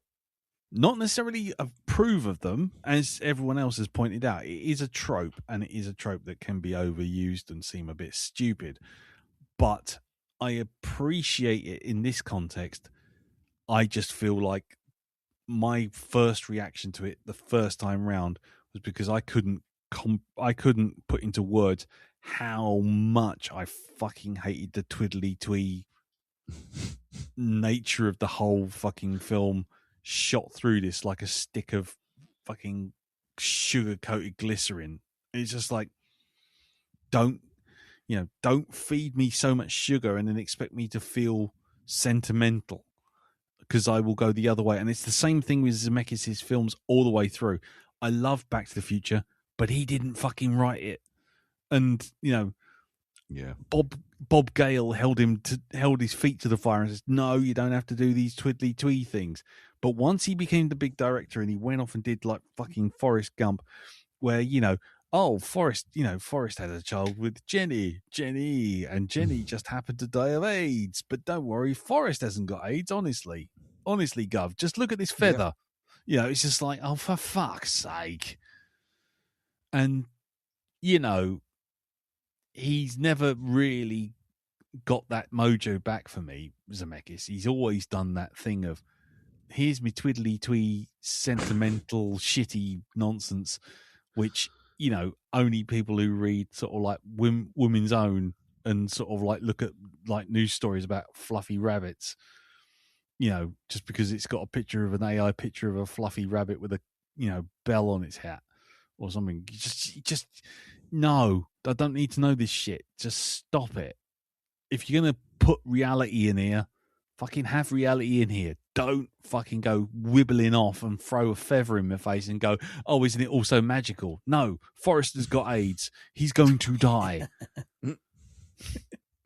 Just fucking leave it. He was in the Vietnam War. He's nearly 200 fucking years old the way this is going. Get on with it. Forrest has got AIDS, and that explains a lot about Philadelphia. Exactly. Philadelphia is the end of fucking Forrest Gump. It is Forrest Gump 2. So, yeah, all the worst bits of this film are purely from Zemeckis being the director. I think if anyone else, even Spielberg at his most saccharine, E.T., wide-eyed, where's me dad gone kind of vibe, still would have done a better job. I think Zemeckis just can't stop himself from being that twiddly-twee geezer. And it just fucking means that when you get to the end, you've hit your limit. Yeah. Because that's how I felt this time around. I thought I would have appreciated going straight from Crazy Man blowing the thing up to this and had no problem. But hours and hours of let's talk about faith, baby. Let's talk about God and me. I mean, it's just like, fuck off. That's not what this film is about. But anyway, so I forgave it a lot more. It Elton probably have been done with being directed by someone completely different. As you say, I just wonder what George Miller would have done with it. But oh no, Lord Humongous. Sorry, it's coming back again. You are out there in the desert. Ellie, come to me. Bring your leather chaps. Anyway. You visited the alien planet. I was born here. Yeah, exactly. Coming in, Elton, give us your last parting shots. Last parting shots. Well, I think I've said almost everything. John Hurt, though, even though it is such a small role, it's not the billionaires that we ended up with. We somehow hit the sliding doors and ended up in some sort of parallel universe. We were supposed to get the billionaires like John Hurt, which were almost relatable, and not the fucking Nazis that we have at the moment. What was it someone said? All those billionaires. There's an awful lot of Lex Luthors, but not a single Bruce Wayne. No. Mhm. Yep. Yeah. Yep. Yeah, we took a wrong turn at some point, but that line that he delivers of where he's floating around in space and he just leans into the camera and goes, "Want to take a ride?" It's just so over the top, but I flipping love it. What with the banana hanging off a piece of string? That is the most obvious. That I had to stop and laugh at that because I had to stop the film because he lets go of it and it literally just wobbles backwards and forwards where it's being held on a piece of string, and it's just like, oh my god, that's like Muppet Show Pigs in Space level of anti-gravity effects. Well, yeah, when he floats over to the window and then is it the window? It just looks so awful, and he's like, "Oh, zoom in, enhance, zoom in, enhance." There it is. Yeah, exactly. In the book, by the way, he doesn't die of cancer. He just puts himself in cryogenic freeze and sends himself off into the deep. Ugh. Thinking Does that he? thinking that now that you've proved that aliens exist, he's Right.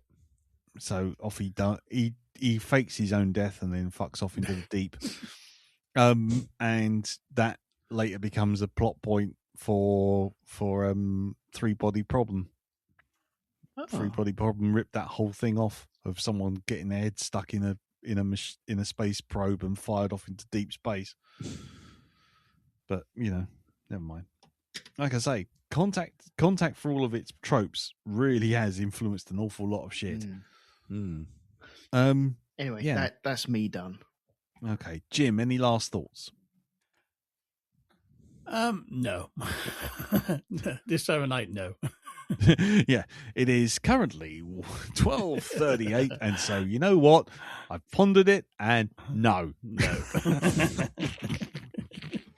Once again, Darren, anything? No, I think I've done enough damage as it is. Okay, that's cool. Yeah. Cool. Well, you ain't done enough damage yet because we got one more film from you to go. Oh, yes, we have. Yes. Okay. Well, before we get to that, I think we'll wrap it up there.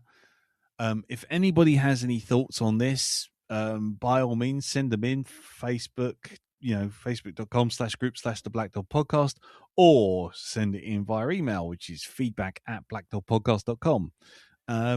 Right.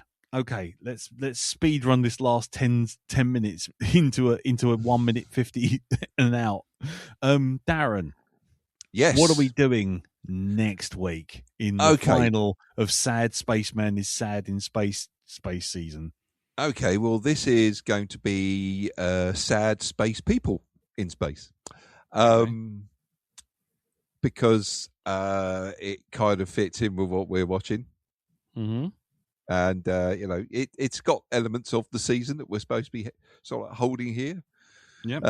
So this week, if you take yourself off to the land of Netflix, we will be watching a film that was actually mentioned before, which is ISS. Oh, right. Yeah, that is the one we're going to be watching this week. Okay. I've never seen it before. I've seen the trailer and it looks interesting. Okay. So, cool. Yeah. Okay. There you go. ISS. Jim, have you seen ISS? No, I've not. Okay. Well, okay. Cool. Elton? I've seen it going over the planet in real life, yes, but no, I've never seen this movie. Yes, I had an argument with someone in the forest when I pointed that out, and they went, "Why do you know that it's the ISS?" And I was like, "Fuck off." Because science, motherfucker. Yes, exactly. You want to take a ride? Look at my floaty banana. Look at it. Look at it. Look at it. No, don't take your eyes off it. Keep watching it. It's really floating. Honestly, don't look at the string. Ooh, don't look is it magic? Ooh, is it science? I don't know. John Hurt's floaty banana. Anyway. Oh, God, no. That's another one now, isn't it? You've created that now, Lee. That's in there. Whole cloth. That's just come out. Yep. John Hurt's floaty banana. That's going to get mentioned. Yep. Oh, anytime this floaty banana. Anytime this bad special effects in a movie that costs 100 million quid. Yeah. Yep. On the John Hurts floaty banana scale, what are we looking at here? a full foam held by rope, lit poorly, banana stuck on a windscreen. Yeah. Is it the original Jurassic Park or is it John the Hurts floaty banana? There you go. That will be one of the awards that we hand out at the end of the year, the Black Dog Awards. And the award for the floaty banana this year is... Oh, can we have like a little stand with an actual banana on a bit of string? You know, a fucking wire coat hanger. So it's like in a curve, so it can fucking hold the banana at the top there. Spray it gold. Just spray it gold. I can guarantee you someone's just heard this and jumped straight on the first AI app they can find to make John Hurts floaty banana. Yep, anyway. That's another forest that's died for that stupid suggestion. There you go. We didn't need that water on the face of the planet anyway. You're welcome, planet Earth. Right. Okay, then. So, yes, we're going off to watch ISS on Netflix when we come back. Let's go to Pimp's Corner. Jim. Yes. Quickly. Hurry, sir. This week I've just released an episode looking at the spookier end of the Piccolo Explorer books for kids, including a book for the under 12 about devils and demons. Nice. And I'll have another vintage ghost story out this weekend. Cool. Okie dokie. That's on hypnagoria.com. Yes. Brilliant. And Elton. You can hear me talking about cars going around in circles at the Grand Prix podcast, which is at rogue2media.com. You can also hear my little musical dabblings on Instagram or at the what's it called? The Winter Choir. So if you want to hear that stuff, head over to there. And there's an episode of Shonky Lab out this week. Da da da da da. Hold on. Put your helmet on. We'll be reaching speeds of 3. Go for it. So it is a subject that we have covered before. It's about gigs and going to gigs. I had Hal Curtis get in contact with me and say, I fancy talking about something. I went, do you know what? Why not? Let's do this. And so we recorded about 2 hours worth of us waffling along last Friday. It's on our Patreon at the moment, but it will be out on Friday morning for everyone out there. Brilliant. Okay. And me, you won't find me anywhere but here because I never leave and I will be editing this until the dawn of time. Well, the Shonky door is now open. So, right. So that's it. Get in contact the usual way as ever. Thank you very much for listening. Thank you, Jim. Thank you, Darren. Thank you, Elton. No problem. Brilliant. And thank you all for listening. This is now a 3-hour podcast. Hooray! It's back to series 1. And we will see you all next week for ISS, which is on Netflix. Until then, take care. Tatty bye. Bye-bye. Bye-bye. Ta-da. Quick, run for the exits. There's a voice that keeps on calling me. Down the road, it's where I'll always be.